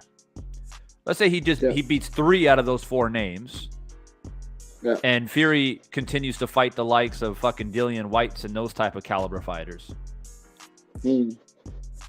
Even though Fury beat Wilder twice, who in this era will be the better heavyweight? I'd say overall Wilder would have a better legacy, a stronger legacy, and a better overall career if he did go on to beat guys like an Usyk or Joshua or Ruiz, because it's all about, your overall resume. Your legacy isn't built off one loss or one win, right, or one rivalry. It's just your overall story as a fighter. It's like Muhammad Ali. He lost to Ken Norton, but that doesn't mean Ken Norton's legacy is anywhere near Ali's, right? Or even lost to Larry Holmes. Like a Manny Pacquiao lost to like an Ugas. But I mean, is anyone really going to sit down and have a conversation that Ugas has got a better legacy than Manny Pacquiao? Like, It's just one of them, bro. Like, you're not defined by one win or one loss. It's just your overall story, your overall legacy. So I think that's why, man. And I think those fights are just definitely really more interesting overall for the fans, I think, as well.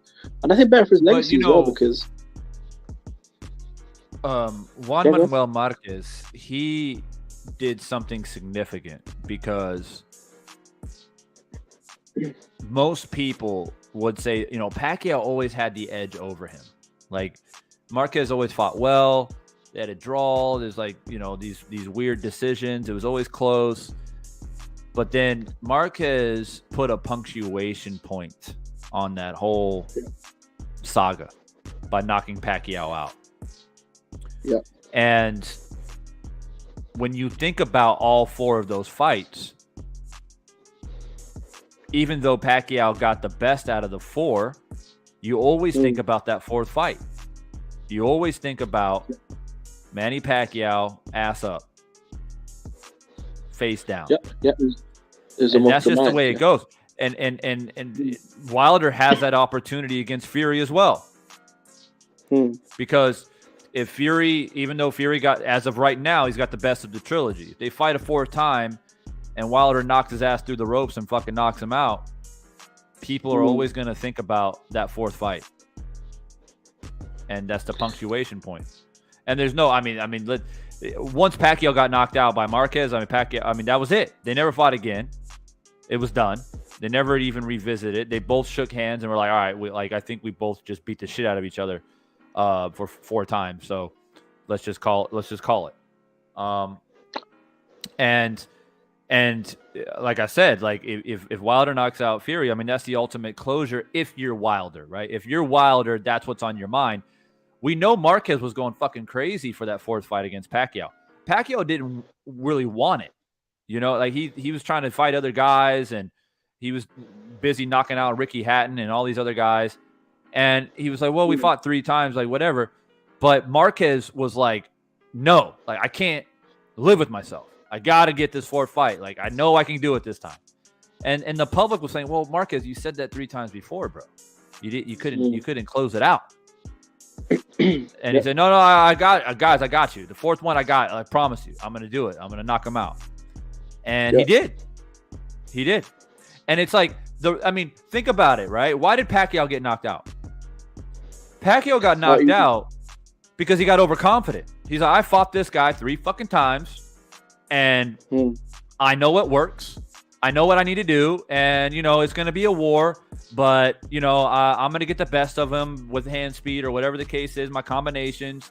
And he got reckless. Yeah. He stepped into a fucking punch. Yeah. So there's no reason why Fury wouldn't do the same exact thing. I fought Wilder 3 fucking times. The 2 times that I beat him, I basically walked him down. And that can be overconfidence. And Wilder can literally throw a vicious punch like he did against Helenius, and Fury can walk right into that. And that's it. And that's why, for me, it's still an interesting perspective. It's still an interesting prospect to have that, because it's like, I don't know where Fury's mind's at anymore.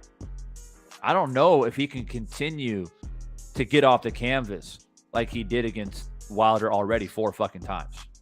No, I'm gonna say something right now, and you know I've been a fan of Tyson Fury for a long time, and I've defended him. But I just have to be honest, bro. He did not want the Alexander Usyk fight. Because I've been following the whole negotiations and the way it fell apart, and I feel like he's the one that kept making things difficult. He's the one that kept trying to move the goalpost, and he's the one that kept trying to, rip apart the original contract and all the things that they agreed to. And the reason he kept doing that is because he didn't want the fight. He was hoping that Alexander Usyk's mandatories like Daniel Dubois, Joe Joyce, and Hrgovic, one of them would be called. I like Tyson Fury, but I have to just keep it real. That dude did duck Alexander Usyk for undisputed, and the guy, I'm kind of put off by that, bro. To be honest, and I feel like even when originally when him and Joshua were supposed to fight, looking back, I've got to be honest, he's the one that fucked it up, the fight. So him fighting Tyson, Deontay Wilder again, a guy that he's already beat a few times, to me, it would almost look like a cherry pick. So I just couldn't support that fight, especially when there's so many better options out there, for both guys, potentially. I think when Pacquiao Marquez did fight. I just feel like Fury's hanging on. I mean, he's just hanging on to the victories that he had against Wilder. I mean, he's just like really hanging on to it. Like nobody was able to do what I did against Wilder, and he's just trying to sail off into the sunset with that. But eventually, you're gonna get criticized. You're gonna get called out. It's like everybody gave you your flowers when you defeated the monster Wilder, but you're still like, what is he, like 33, 34, 35? Like you still could potentially fight 4 or 5 more times. Yeah. And you keep telling that I'm the greatest ever. I'm the greatest there's ever been. Nobody's better than me. Like he's even said himself that he's better than Ali. He said that. How in the fuck are you better than Muhammad Ali? Like, seriously? Yeah, that's what put me off him, bro, because, you can say whatever you want, right? But you have to prove it as well. If you're the greatest and you're this monster and no man that's ever walked the earth can beat you, then you're going to have to prove it, man. I mean, I'm only holding you to the standard you're setting, Same with Floyd Mayweather. When he was saying all these things, I saw a lot of fans wanting to see him fight, guys like Sergio Martinez or Paul Williams or things like that. And I think that Tyson Fury is kind of using a similar blueprint. He's kind of picking and choosing what fights to take. He'll take some big fights, but we'll kind of steer away from certain big fights. I feel like there's a reason why he chose to go. And I don't know why would you avoid Usyk? Like, are you worried that he's going to outbox you? Like, once upon a time, you were the heavyweight boxer. Like, that's how you beat Klitschko. You boxed. And obviously, you're way bigger than Usyk. You're way longer than Usyk. Like, why would you be worried about Usyk? It doesn't even fucking make sense to me. Other than you're just fucking lazy. That's what it is. Lazy. I'll tell you why, bro. Because in the interview he did with I think it might be True Geordie or TalkSport. I don't remember. I think he said the most difficult fight he ever had in his professional career was against Steve Cunningham, because Steve Cunningham's size and speed, he just couldn't handle it, because you can outslick big dudes, but it's different to outslick smaller guys. And I think if you look at the guys he has trouble with, guys like Steve Cunningham, guys like Otto Wallin, Usyk is 1,000 times better than those guys at the things they did. Did the movement, the angles, the speed, the skills. I think Usyk has a kind of style to really destroy Tyson Fury. Yeah, maybe he knows something that we don't. Maybe he sees something that we don't realize, and so he wants to avoid it. And I mean, unfortunately, I just really want to see Usyk get back in the ring and see what else more he can do at this division. I think because this would be the best win of of Fury's career. He's never fought anyone like an Usyk, Olympic gold medalist, undisputed cruiserweight champion, unified heavyweight champion, undefeated, top 5 pound for pound, future Hall of Famer in his prime, undefeated. Like he's never. That would be the best winner of his career, especially because it's undisputed. Especially because the fans are kind of split. Like, 100. Oh man, there's just so much on the table, and to, I mean, it should be automatic. Like if you're talking about I'm the best ever, it should be automatic. Like that fight should have already been signed, sealed, and delivered. They should be in training camp right now. I think Usyk wants it, bro. I think he's agreed to everything, but just Tyson Fury keeps moving the goalpost. Yeah, and I get tired. Not just Tyson Fury, but in general, I get tired of this whole rhetoric of like, show me the money. Like, I got to make enough money. And it's like, man, get the fuck out of here with that shit. Like I just never been a big supporter of it. It was one of my biggest complaints about Mayweather. And I'm a huge Mayweather fan.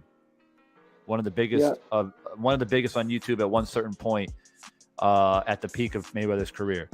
But one thing that I've always criticized Mayweather about is this whole like discussion about, well, I got to make sure I get this money and this and that's like, well, when you get to this status, what are we really talking about here?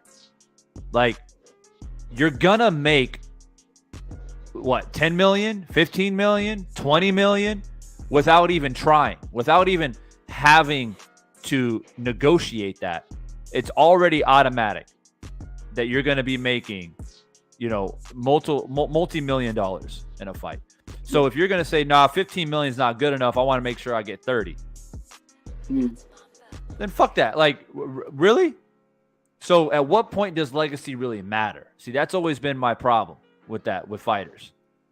It's like you're getting paid way more than boxers ever would have dreamed of making back in the fucking 70s and 80s. And those guys were fighting 5 times a fucking year, 6 times a year. Right? Yeah. Making $100,000. And you're out here talking about, 15 million is not good enough, not 30 million. Oh, I don't want to fight in the UK. I got to go to Dubai, or I got to go to Abu Dhabi, or I got to have these grand fucking, fights or whatever. Like, no, that's for Jake Paul and the shit that he's doing.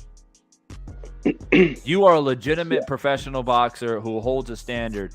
And, what is the message that is being sent to young fighters who are coming up as an amateur right now? What, like, are you boxing because you want to get rich, or are you boxing because you want to be a legend? Yeah. Now, getting paid is part of it. Getting paid is part of it, for sure.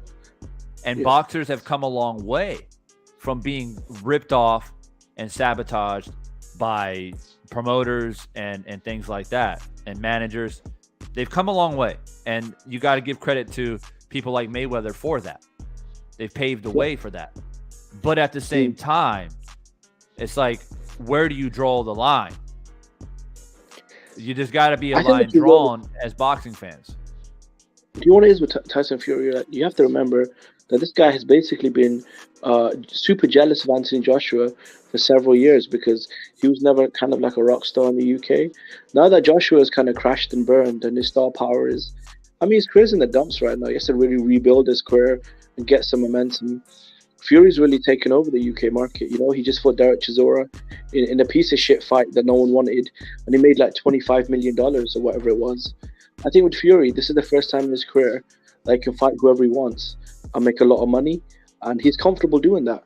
So if he fights a guy like an Usyk or a Joyce, where he'll make more than 25 million, maybe 30, that's still not worth the risk of. I could fight.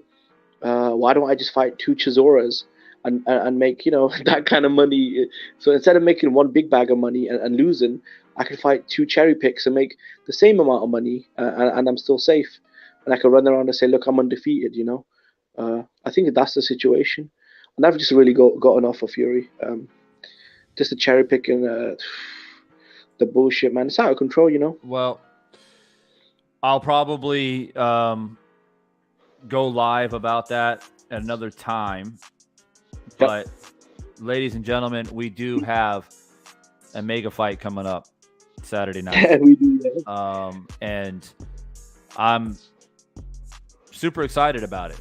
And if you guys been listening to the live stream tonight or watched my official prediction video, I'm very confident. I'm very, very confident in my prediction. I don't, boxing is boxing. Can David Benavidez knock out Caleb Plant? Absolutely. Absolutely. He's got a 40 to 60% chance to knock him out.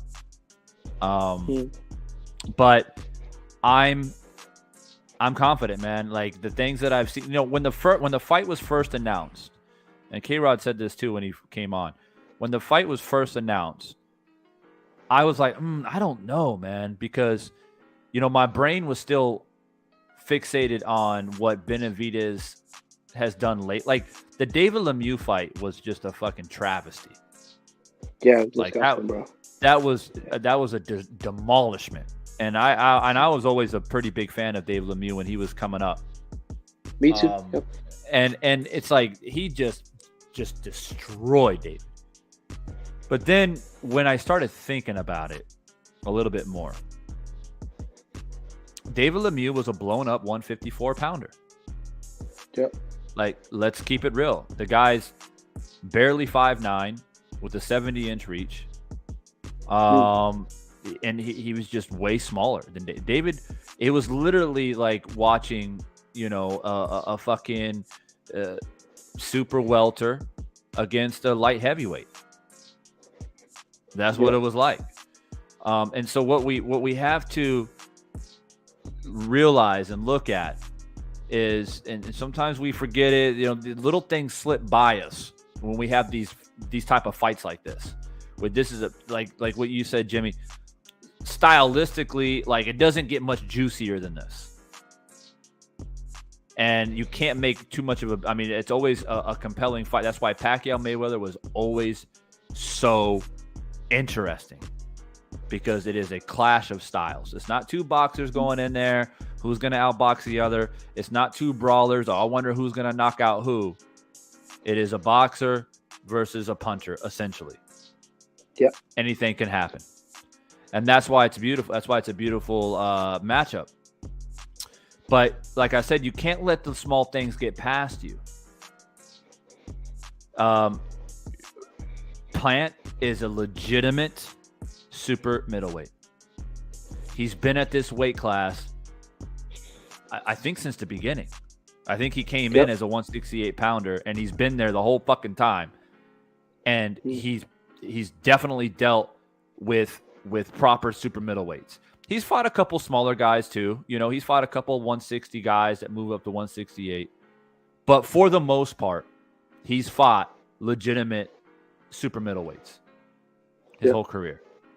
And I think David's going to be a little bit surprised on Caleb's strength, his length, his ability to clinch, his ability to take a punch as well. And I feel that David is like, he's too confident. Like he's never felt like power like mine. Yeah. It's hard to rate that because David Benavidez definitely fucking hits hard. There's no doubt about it. But is he a one-punch knockout artist? Not really. He's not. Yeah. I mean, he's a volume, beat you up, hurt you, stop you type fighter. Manny Pacquiao was not a one-punch knockout artist either. He did it a couple of times in his career. Like, even if you go to Ricky Hatton.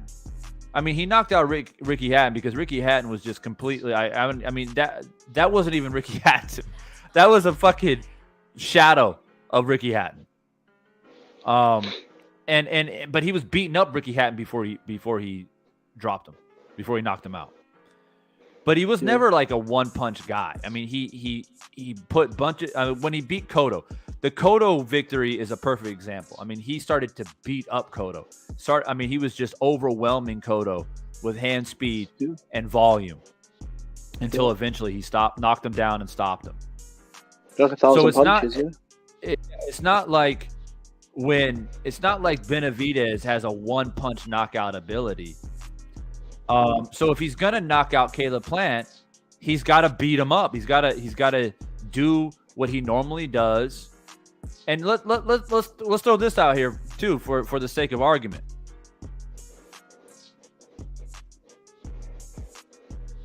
David Benavidez couldn't really. Oh no, actually, he couldn't knock out what was the dude's name? Davis, the guy who stepped in last minute to fight him because Graville. Was that Ronald? Was that guy called Graville? No. I know who Graville is. Graville dropped him, but I'm talking about the guy Kyron Davis, right? I think that's his name. The guy who stepped in. Kyron Davis. Yeah. And he couldn't even stop him. And he's a 160 pounder. Can I comment? Just one final point. So we got to take that in consideration too. Like, I'm not trying to say that David can't punch. He can. I'm not saying that he can't hurt you. He can. He's shown it many times. The guy's got 23 knockouts. But again, we're talking about a legitimate. I mean, who's hurt Caleb Plant? Canelo. Yeah. That's it. Canelo's the only guy that legitimately hurt him. And I saw Benavidez saying, "Oh man, Ukataki hurt you." He was tired. He was tired. He started getting hit, but he wasn't like hurt. He didn't get dropped like Graville dropped him. So the only person that has really hurt Caleb Plant is fucking Canelo, and we're talking about a guy who a lot of people or most boxing pundits say Canelo is the pound for pound best. So you got hurt by Canelo. All right, he's one of the best fighters of the generation. So that's what we're really talking about. You can't stop Kyron Davis, who's not even a 168 pounder, who took the fight on 2 weeks' notice. But you're going to somehow walk down and beat up and stop Caleb Plant. I don't know, man. I have a hard time believing that. Go ahead. It's one thing to get hurt.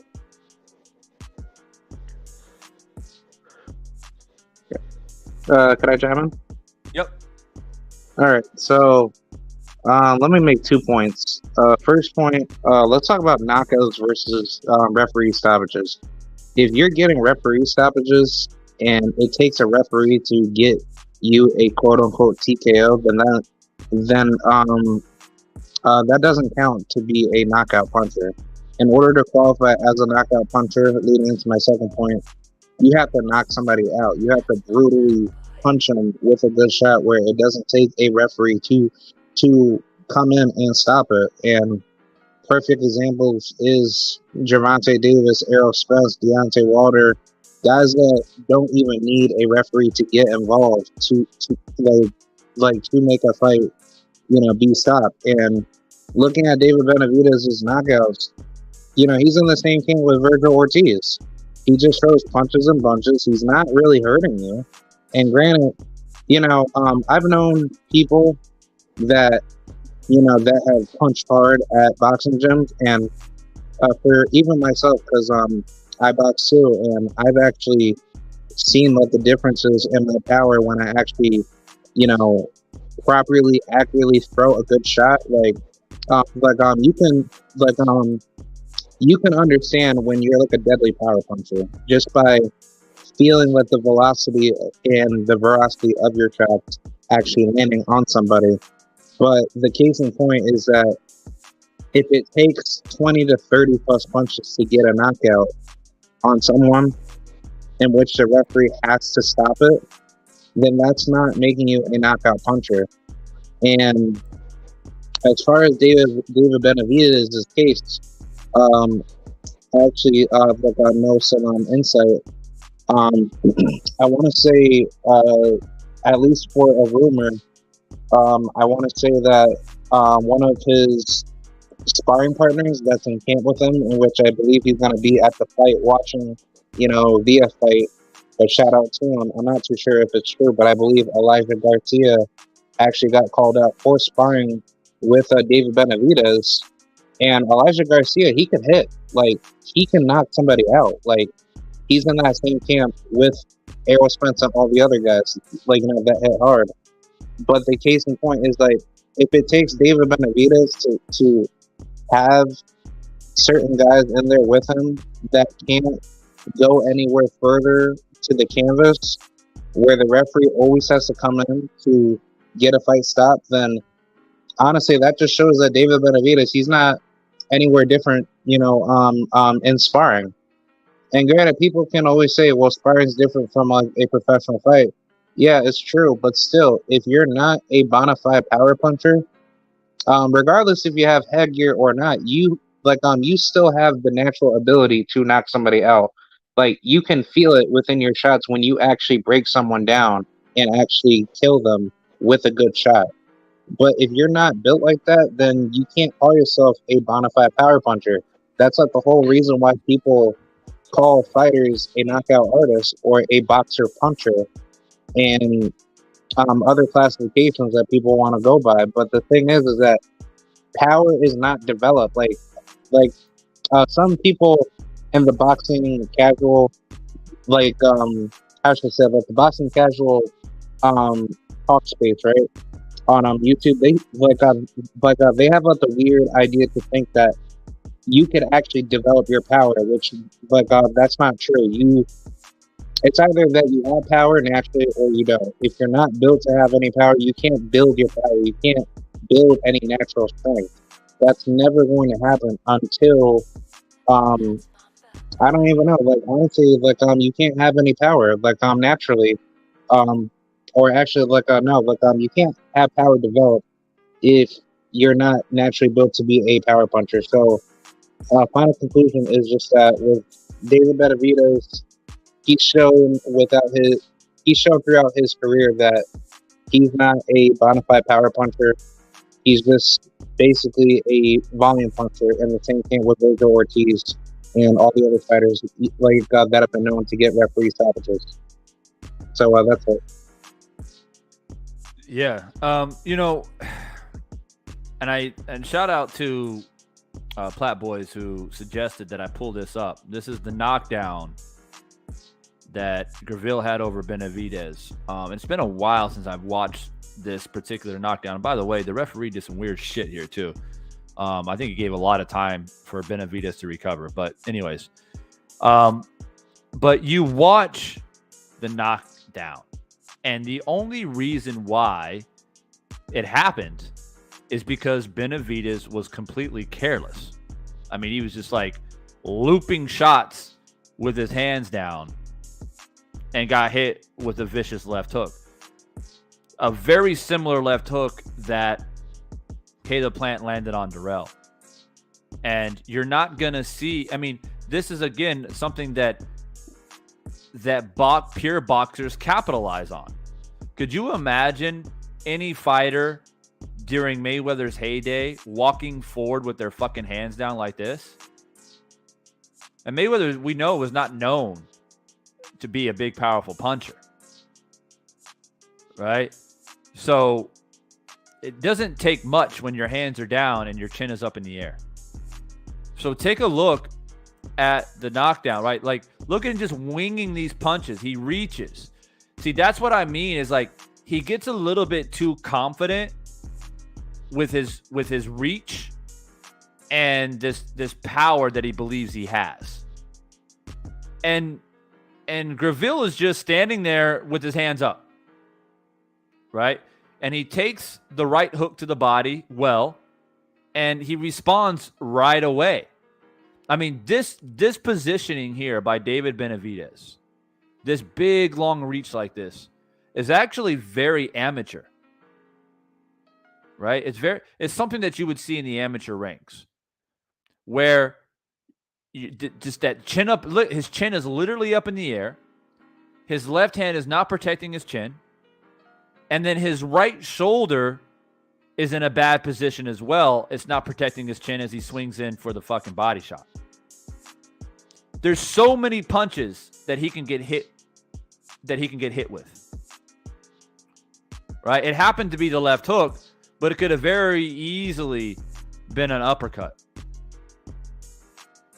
What's up, Teach? I see you. So watch what happens, right? He's reaching, and look at his leg, look at his feet. I mean, he's standing straight up. So he has nothing. He has no back foot to lean on if he does happen to take a big shot. So he reaches, and then look, his hands are down even more now. Like, it's one thing if you reach and try to land a shot, but it's another thing to reach and then not even bring the punch back to protect yourself. Now look at Graville. Look what he does. He tries to block the body shot. I think it partially still got in there. But he takes a look. Look at him. He's looking right at David Benavidez. He sees that he's in a vulnerable position with his feet and obviously with his hands down. And ladies and gentlemen, Graville is not even close to the level of a boxing level to what a Caleb Plant is. Solid fighter. But when it comes to pure boxing ability, if you think Caleb Plant, so let me rephrase that. If you think that Graville can capitalize on this positioning, but Caleb Plant won't, then you need to wake up and smell the coffee. So Graville takes a look, he sees it, takes another step back, and then David is still reaching. I mean, the positioning of David's feet is just fucking mind-blowing that he's standing straight up like this. Guys, he is about to go up against a legitimate super middleweight. People are too fixated on the knockout ratios. They're too fixated on the volume and the speed of Benavidez. Guys, when you break film down in slow motion like this, it is very revealing. All right. He tries to get an uppercut. And look, Graville had already made the decision after the body shot. After the body shot, he already made the decision that I'm going to come around with the left hook. He wasn't able to throw it right away because David came quick with this uppercut right here. So he protected himself one more time, and he parried it nicely. Look at Graville. He parried that lackadaisical, fucking lazy uppercut. He parried it with his right, and he came right across with that left. Boom! Now look at that vulnerable position.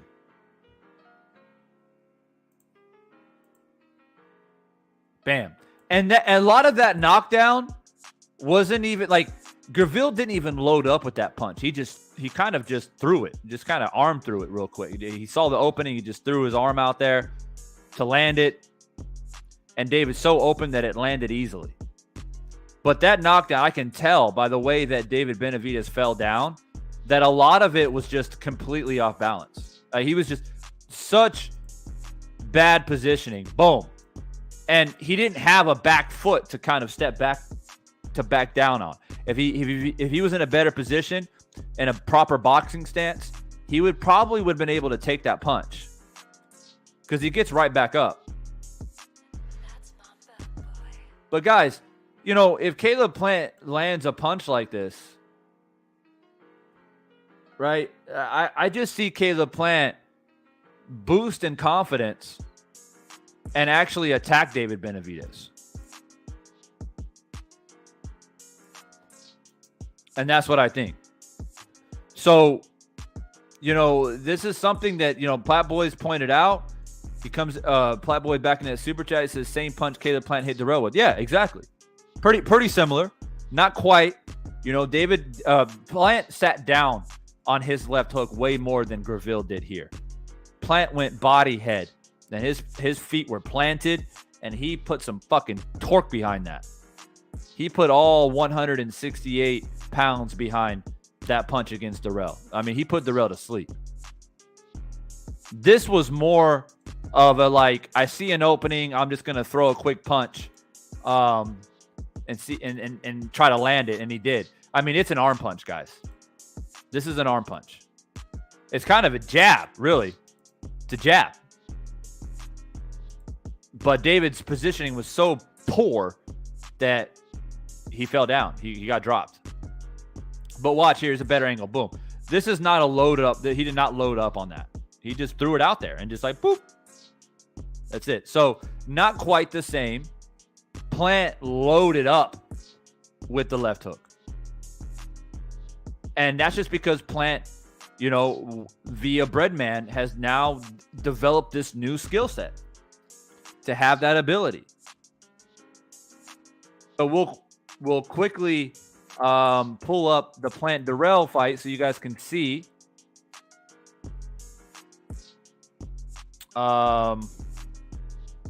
Can see in the comparison and what I'm talking about on how the punch was thrown. And I mean, this, when I watch stuff like this, it just gives me so, look how he twerks over. Boom. Right? Look how he pulls his whole body across. Completely different than how Dirrell threw his punch. And Dirrell, he dropped his right hand, but he's still in a good boxing stance. Dirrell's in a good boxing stance. But he just got caught. He dropped his hand just enough, and he was throwing his own left hook as well. And he got hit perfectly, right on the button. And I mean, who knows? If Dirrell was standing in a position like Benavidez was standing in when he got dropped, maybe the knockdown would have been even worse than what it was. But you can see how Plant, like I said, he came across the whole body. It was like he was raking up leaves in the backyard in the middle of October. Boom. There you go. So this is why you guys got to tune in, man. This is why you guys got to tune in. And somehow YouTube fucked me tonight. They never launched my live. I just checked it right now. And it still says going live soon or whatever. They didn't really officially announce my live, and that's how they do me. They said, "Man, you've been gone a long time. We haven't missed you at all, and now you're trying to come back. So we're just gonna sabotage the system." But it is what it is. So that's it, guys. Those of you who were a part of the live stream, who were able to come in here, I appreciate you. I know a lot of you guys came in just because, I mean, thank God that I announced it a little bit early so you guys knew around the time that I'll be live, and you guys just clicked in and came in. Otherwise, nobody would have got notified. So thankfully, I announced it a little bit early. But those of you who did come in tonight, I hope you guys enjoyed it. Hope you guys enjoyed my perspective. And we'll see. Normally I don't get my predictions wrong, man. Normally I'm not wrong. And a lot of times I call it to the T a lot of times. So going back to the poll before I end this live, we got 46 votes in the poll. 52% says Plant by decision. 28% said Benavidez by stoppage. So that's where the poll ends. My prediction is a decision for Plant. And it could be a pretty close fight, but I wouldn't be surprised if the decision, the decision goes Plant's way because Plant gets a couple of knockdowns. That's very possible. It's very possible that it's a pretty close fight, but the deciding factor is a couple of 10-8 rounds where Plant caught Benavidez coming in and dropped him. But I don't see him knocking out Benavidez. So y'all heard it here first. Y'all heard it here first, man. So that's it. Will I go live? Yeah, I do plan to call the fight. I'm going to try my best because it's Sunday afternoon for me.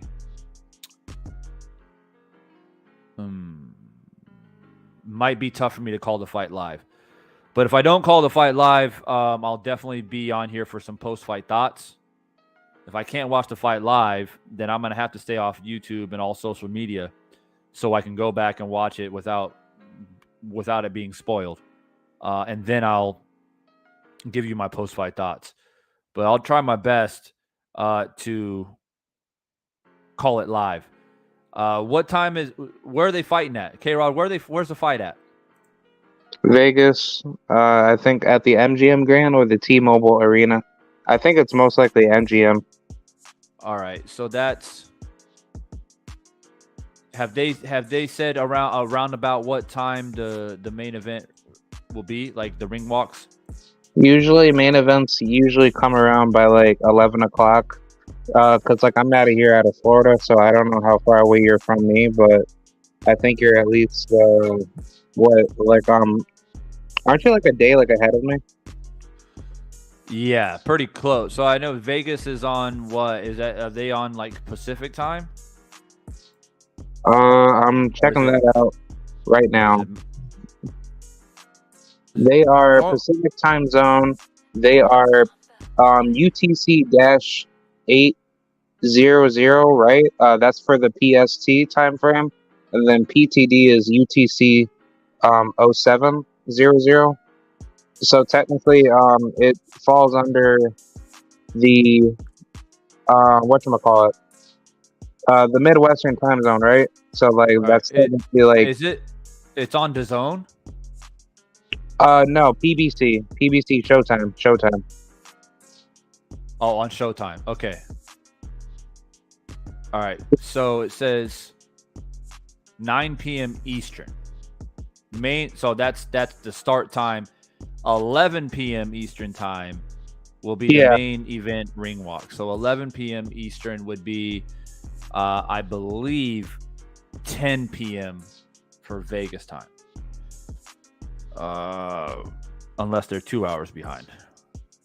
So 11. So like, yeah, okay. Might be able to do it. We'll try my best, guys. We'll try to go in live. I know you guys enjoy when I commentate fights live, but regardless, I mean, it's a huge fight. I'll be giving my post-fight thoughts about it, but just remember Divine Sense's words. Never forget that. You got the tail of the tape here. Yeah. See, I find that funny. It's like they got David Benavidez recorded at 6'2", and Caleb is 6'1.5". So I don't know why people are acting like David Benavidez is just some fucking giant in comparison to Caleb Plant. They're damn near the same height.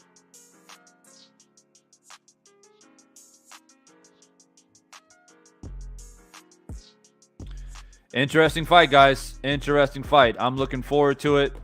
I'll set up my live as if I will commentate the fight live, and we'll see what happens if I'm able to jump in.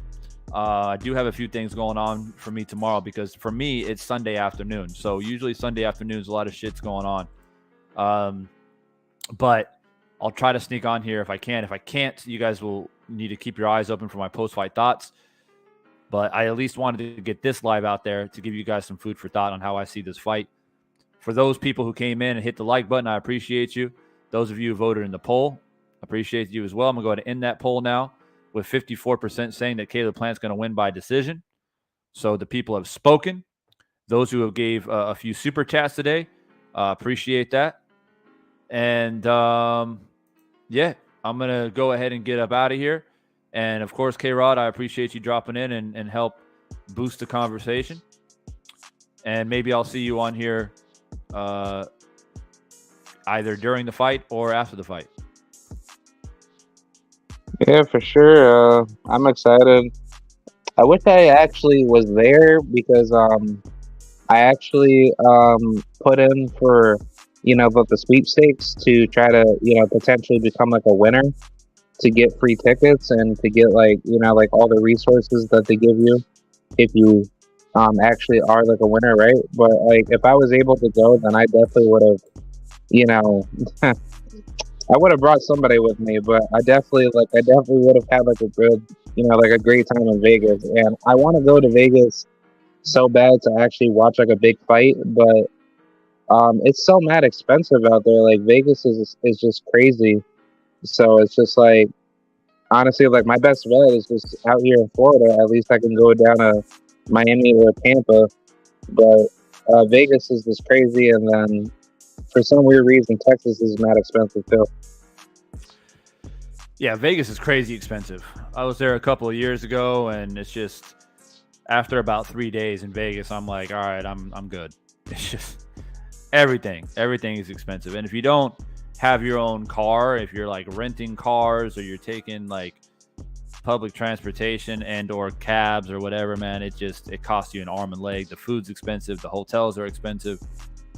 Even like a fucking like a motel, like just like a Western, whatever, Best Western, they're fucking expensive. Everything is. So yeah, it's tough. I mean, you gotta put some dough away for sure if you're gonna go to Vegas to watch a fight. You gotta buy the fight ticket, of course. You gotta get your hotel. You gotta have money for food and transportation for the days that you'll be there. And of course, if you're not from Vegas, you gotta fly there as well. So you got the flights. So yeah, it adds up quick. And it's always been my dream as well to go to Vegas and watch fights. But it's one of the determining factors. Like, I don't know. Like, you can go to Vegas almost. You can go to Vegas and go to they have a lot of fight parties around Vegas where you can just go and watch it on a big ass TV screen, and kind of catch the after parties of these big fights. I did that once. That's pretty cool. But yeah, I mean, of course, to watch it live is no comparison to that. But I guess the next best thing is to go to Vegas, go to like a sports bar where they have these massive like TVs, and sometimes they set up like this big ass projector that people just sit outside and watch it. It gets pretty intense. I mean, you kind of get that big crowd energy. But I'm sure other states probably do that shit as well. They do it in Phoenix at like Buffalo Bill Wild. What is it called? Buffalo Wild Wings, or what the fuck it's called? Yeah, Buffalo Wild Wings.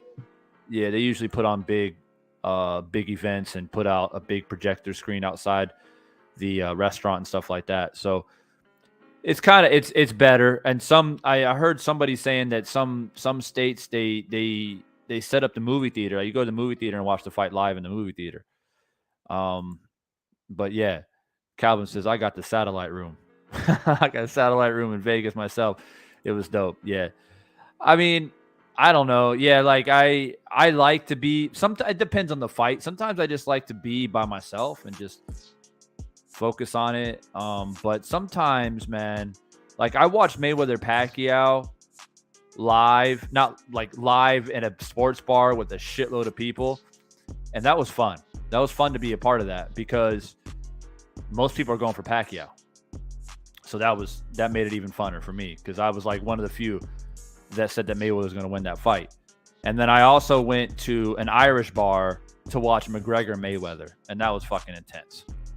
Every time McGregor threw a punch, I thought the whole goddamn bar was going to explode. But yeah, it's cool to experience that big kind of crowd, that big vibe, get the energy going and flowing a little bit. But you kind of become a spectator a little bit too much. It's hard to really analyze the fight like you would if you were watching it by yourself when you're amongst a lot of people, because you become really like a fan of it, and you don't really.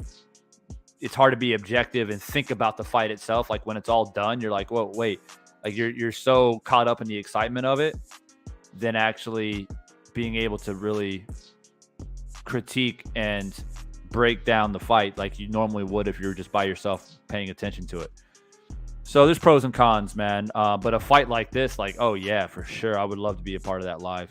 Be a fucking great fight to be live. And I can imagine if Caleb Plant pulls the upset, because he is technically the underdog.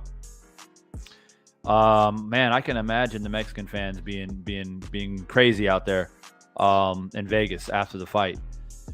So being a part of that would always be entertaining as well. Who we got trying to come in here last minute? Fazo, who's this? Hello? This Chavo. Oh, Java. All right. I don't know if it say Fazo on there, my bad. It says Fazo. Yeah, because I logged in on a different account. But yeah, man. Well, I think I got the gist of what you asked Lee for a little bit. I was eating this shit. Who you think gonna take this fight now? Yeah, I got Plant by decision, man. And I wouldn't be surprised if Plant drops him a couple of times. Yeah, that's a fact. That's a fact. You don't think his do his weight loss look good to you, or you think he should have had a fight at this weight loss first, or he's gonna be tired or something? Because his face definitely looked. You talking about Benavidez or Benavidez? Oh, Benavidez. Yeah, I think he put a lot of effort into making 168. There's no doubt about it. I think more than likely when they first announced the fight before he went into training camp, he was probably damn near 200 pounds. I mean, Benavidez is he's a big boy. I mean, just naturally, he's a big boy. Mm-hmm. And so I think I wouldn't say he struggled to make the weight, but he definitely worked his ass off to get the weight. He actually weighed in lighter than Caleb Plant. Yeah. So the problem is that, Caleb Plant made a good point in the final press conference. He said, I've always been a super middleweight. I've always made weight. I've always been in good shape. I stay in shape in between fights, so I don't have to cut weight. And it's kind of that situation where, you stay ready so you don't have to get ready. And that makes a big difference in my opinion. And I think that David had to cut weight. He had to fight for it a little bit. He had to work hard. And I don't know if I'll go as far as him or, people were saying in the comment section, he looked dry. He looked dehydrated. I wouldn't go that far. But there might be a possibility that he overtrained for this fight. He said it himself. Yeah, I remember he asked him about it too. He said himself that he was doing 15 rounds of sparring with 4 or 5 different sparring partners in one day. And he was doing that for weeks. And that's a lot of sparring hours. That is a lot of wear and tear on your body that you don't maybe realize in the moment. And when you're sparring, you're going what 75%, 80% maybe. When you're fighting, it's a whole different fucking ball game. You're going 100%. So it's going to be interesting, but I will say this, Chavo, like I would be really disappointed if Caleb Plant goes out there and puts on a show and completely outboxes him, drops him, and just wins comfortably. I would be disappointed if David comes at the end of the fight and says, I just can't do 168 anymore. I kept it a secret. I pretended that it was fine, but it's really not fine. And that would be fucking disappointing, man. Because he has kind of been saying like he'll try to get the Canelo fight after this, and maybe Jermell Charlo, and then he'll be gone. He want to try to go to 175, but he made the weight pretty comfortably. Like looks like he's now really getting. I think he kind of said it too. This fight really made him get up, like to work extra harder. And like you said, Caleb Plant made a good point too, saying he don't need somebody else standing in front of him to make him do that type of thing. Yeah. Yeah, I think I just hope that he can keep that win. What this fight comes, and I was saying this earlier in the live stream, people may have missed it. But what this fight comes down to me is this. You can talk about previous fights, you can look at tape and all that. But one thing is the preparation. The preparation is what stands out to me the most. I feel like Caleb Plant with his team, in particular Breadman, have put together a plan A, a plan B, a plan C. They have prepared themselves for whatever David may bring to the table. Rather he comes in and tries to be conservative early, tries to find timing, reach, range, or just comes and fucking does a full attack. I think Caleb Plant has prepared for that. It's been very clear to me based off of their demeanor, both him and Breadman in interviews, that they're not worried about getting strong and doing fucking, 50 fucking rounds of sparring and doing all this. He looks huge anyway. They're worried about the fundamentals. They're worried about what their game plan is going to be. On the contrary, when I listen to David Benavidez talk about his preparation, all I hear is I'm doing sparring. All I'm doing is sparring. And I'm getting my body ready to just run through Plant. And I think that's the wrong approach.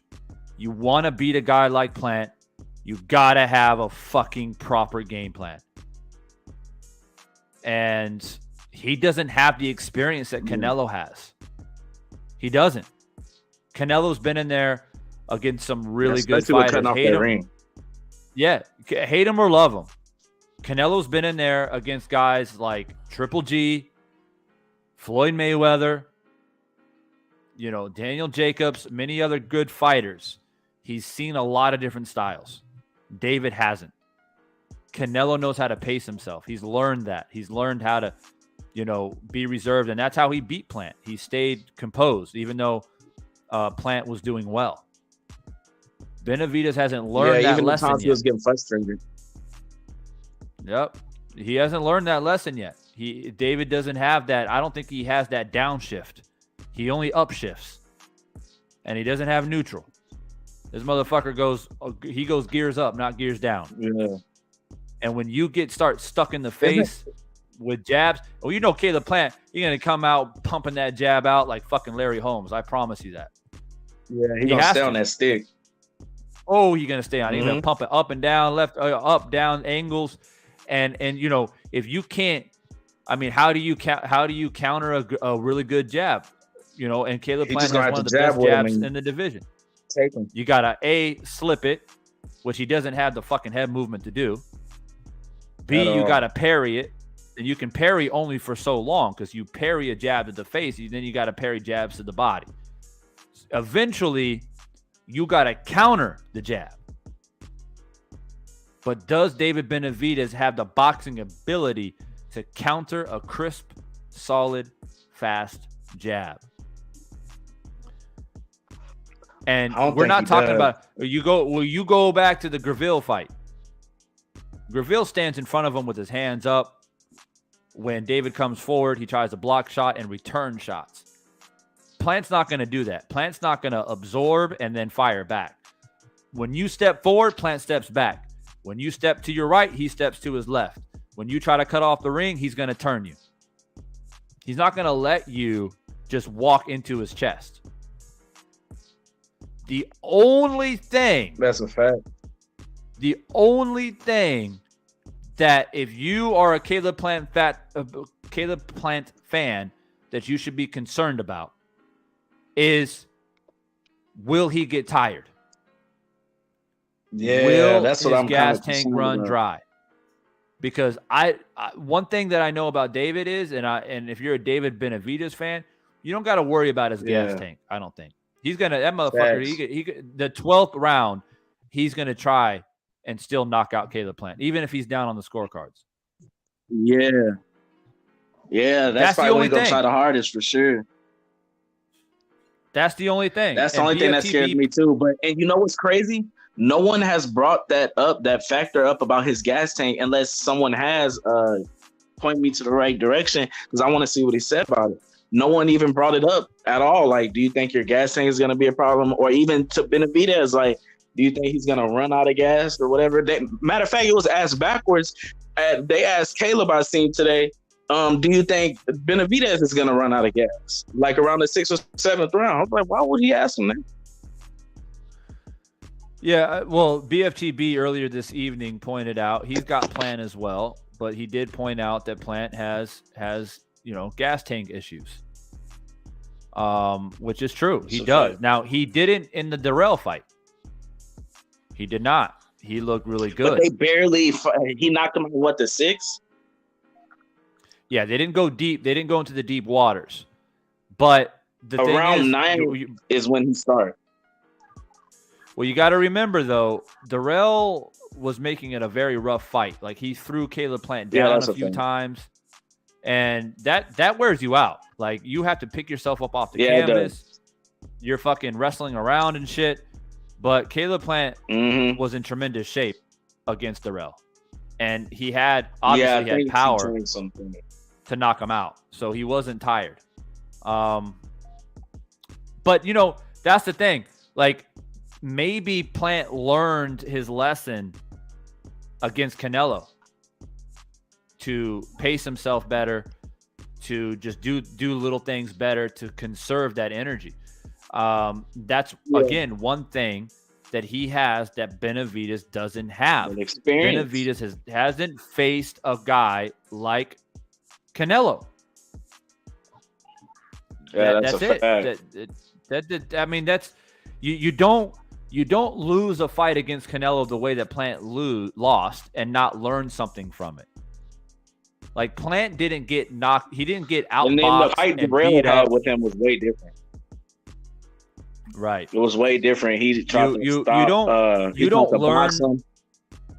You don't learn very much if you get beat up and knocked out.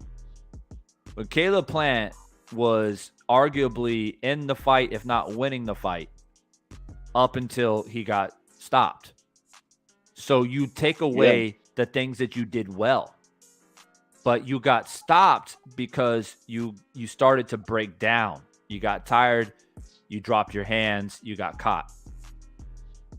And Plant didn't get knocked out cold. He got dropped. The referee called it.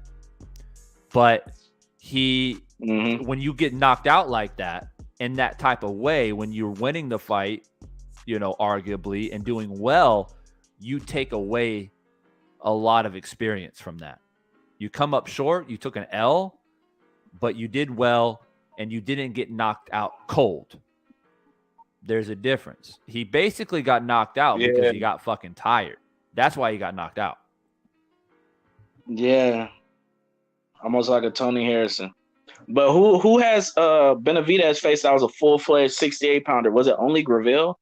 Because that's the only person I could think of. Or was Graville not even a 68-pounder? Well, I don't know much about that guy. I think he was, and Darrell as well. Oh yeah. They both fought Darrell. But that's what. Did you put any money on that? No, I didn't. But now that I'm talking about it, I'm like, damn, maybe I should. The odds look great. I want to put a little quick, at least 100 on it. Yeah. I got. The odds are great for Caleb. The odds are real good. You a quick little like 400, 500. I mean, I don't know what the odds are, but if you put 500 on Plant winning a knockout, you're gonna get paid. A knockout. And what's crazy is I'm starting to kind of think more and more he could stop. I don't know about stopping him. That's possible. But I think dropping them for sure. And that stick is going to be so dangerous because how Benavidez going to try to block it is just by putting his hands up. He's just going to go in that shell. I'm sorry, I got a delay. My shit is delayed. And Benavidez is Benavidez doesn't know how to go backwards. So if he does get hurt, what is he going to do? He doesn't tie you up. He doesn't know how to tie up. He's going to put his hands up, and if Plant sits down on punches, oh, man, bro, you guys, man, oh, man, I can't wait. I can't heard these people's interviews saying that Plant probably got more, just as much power as Benavidez? Like, people be sleeping on his power. I've been hearing a lot of interviews with sparring partners and stuff like that saying that, and people that fought both of them. It's different. It's just different. Like Benavidez just kind of beats you up if you let him. He just comes after you. But Plant, he's going to hit you with that sharpness. He's going to hit you with that sharp punch. And that sometimes hurts a bit. That hurts in a different way. And it's the accuracy. It's the accuracy that hurts you. So Man, I can't wait. I'm gonna have to double check the odds one more time, and I might just go say, ahead, fuck get it. you some money. Man, I might just say fuck it. I might just put like 300 on a knockout by Caleb Plant and try to win like 1,000. God damn. Yeah, that's wild. A knockout by Caleb, bruh. That would be like the revenge tour for real. And when Caleb speaks, it just hits me different. Like I'm really believing what he's saying. I really believe what he's saying. Like totally. That guy cracked me up. He said in the final press conference, this motherfucker said, he said, "Oh, you out here getting excited because you're on weight, but that's what you're supposed to do. I've been on weight." Yeah. And then he said, "Oh, I brought my cup and my mouthpiece, but I don't want to pat it on the back for it because that's what you're supposed to do." I was like, God damn. And fucking David just sat there. He didn't know what to say. Yeah, he don't be knowing what to say. It's like he's stuck.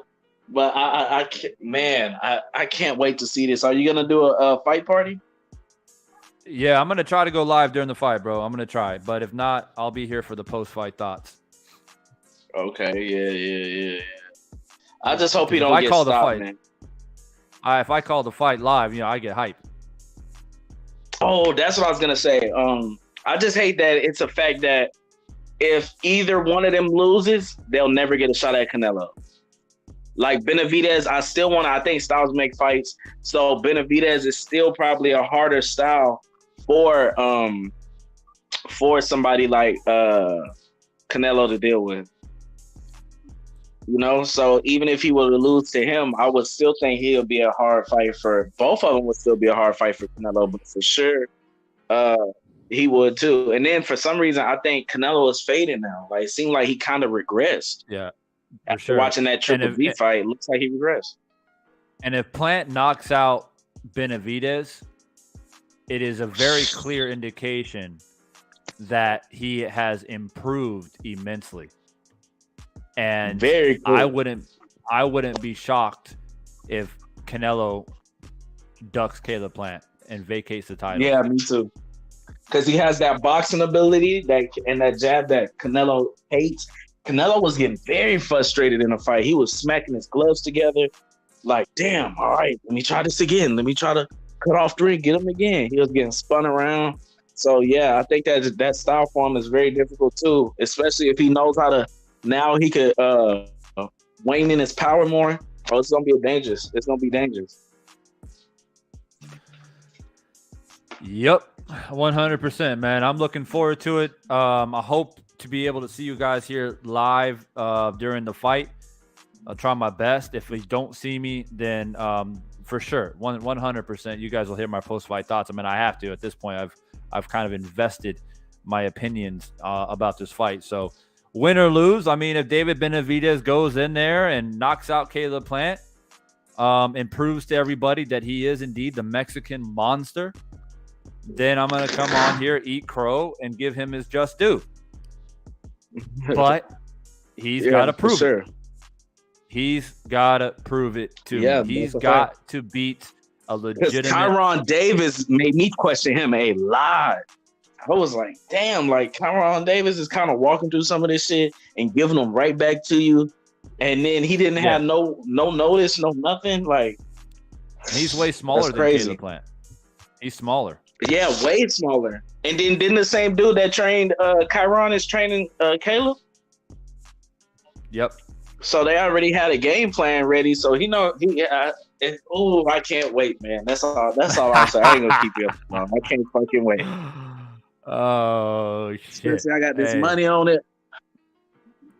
Hey, stack it up, man. Hopefully Hopefully I get a celebration, man. I love to be right. I love to right. To tell these people.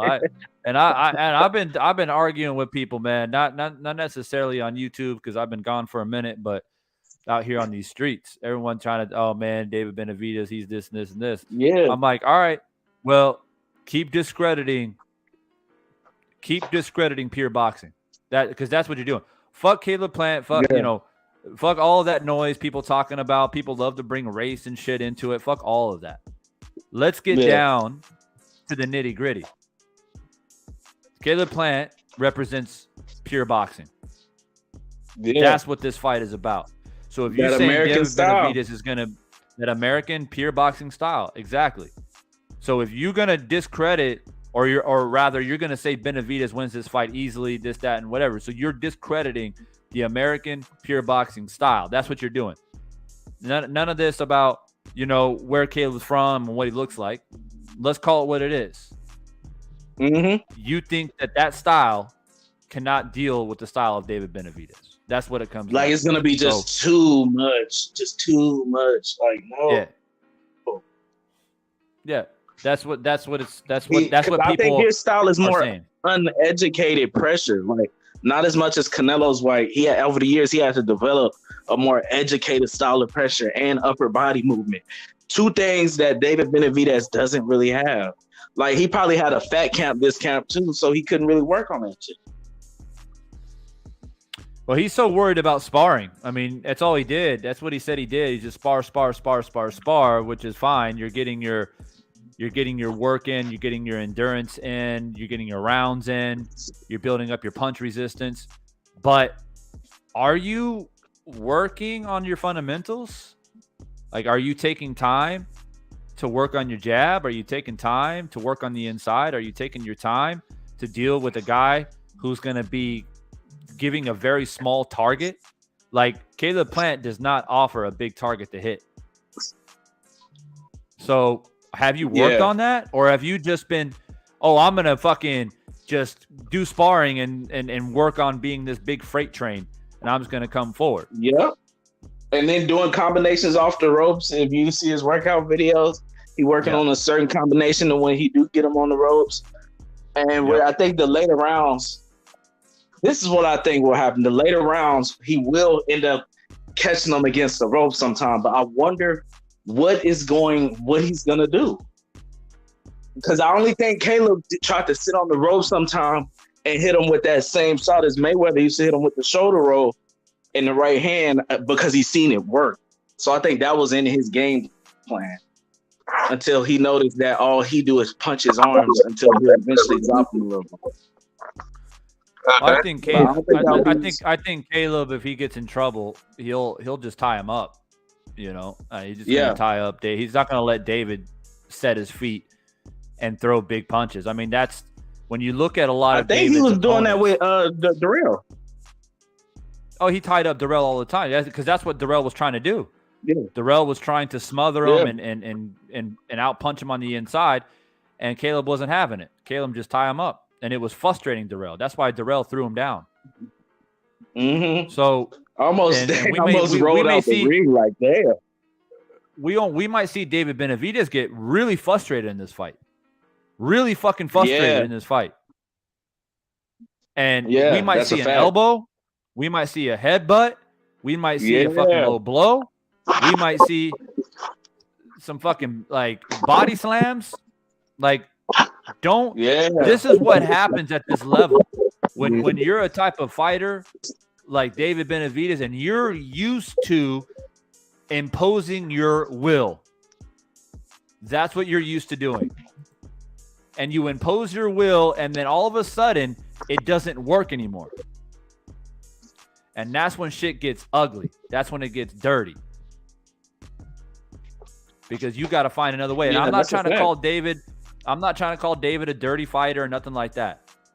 But what I'm trying to say is you have to think clearly, and you got to know the history of the sport. These come forward pressure fighters who are used to being able to impose their will, and that doesn't work anymore. They get grimy. They get dirty. It happens all the time. Look at what Maidana did to Victor Mayweather. Ortiz. Look at Victor Ortiz did to Mayweather with the fucking headbutt. And before that, Ortiz was never a dirty fighter.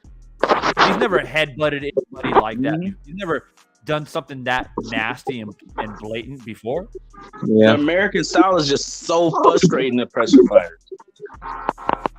But Mayweather So I hope he doesn't Ortiz. get disqualified though, because the grudge match also puts that extra. Ooh, I really don't like you on. Yeah, well, And I'll remind Caleb people got to win in too, 12. and I'll remind people too that Ortiz preparing for Mayweather very similar to how Benavidez is preparing for Plant. Which is like, Ortiz was working on power. Go back and watch the fight lead up. They had the what would they call it? The 24/7 or whatever that fucking series they have going leading up to the fight. And when you watch Ortiz train, he's like heavy bag. And he's like lifting weights. And he's like just trying to build all this power to try to knock out Mayweather. I think you had going off of that dude's mind. And he thought that I'm bigger than Mayweather. I'm going to outmuscle him. I'm going to beat him up. And then when he realized that he couldn't, and he was too hard to hit, and Mayweather's stronger than what he thought he was going to be, he fucking headbutted him. And when he did that, he probably felt bad about it. He probably instantly regretted it. He's like, well, that was stupid. And Mayweather capitalized on that moment of his little, vulnerability, and he fucking knocked him out. So, yeah, because there ain't no way you gonna headbutt me and then we just it's all good looking ass. No, exactly. So they tried to act like they didn't see McDonald bite him out either in that replay. They was like, I don't know, can't tell from that angle. I was like, what the fuck? You see it? His mouth opening up and shit just dirty ass. Don't be surprised if the fight gets a little bit nasty, a little bit chippy. No, it's going for sure. I expect it to. Like a lot of nasty anyway. Like it's gonna be like Darrell Plant. And I hope so. Because that's gonna fuck up David Benavidez. I really want to go in there and fuck him up. I gotta stop him. Like that's what he gonna go in there. I think David's gonna show his age. I think when it gets tough and it gets nasty, and he won't be able to control his emotions, he's gonna get careless. He's gonna just start fucking winging big shots and dropping his hands, and that's that maturity. The maturity is going to come through, and Caleb Plant's just going to stay relaxed and capitalize on it. That's how I kind of see it. Yeah, same here. Well, let's see, gentlemen. Let's see how it all unfolds. I know it's getting late out where you guys are at, and I got to get up out of here. But again, thanks for dropping in and adding to the conversation, and everybody who was in here tonight. I appreciate you. Make sure that before you leave, hit that like button. I'll see you guys hopefully during the fight. If not, I will be here post-fight. Y'all stay up. All right. For sure.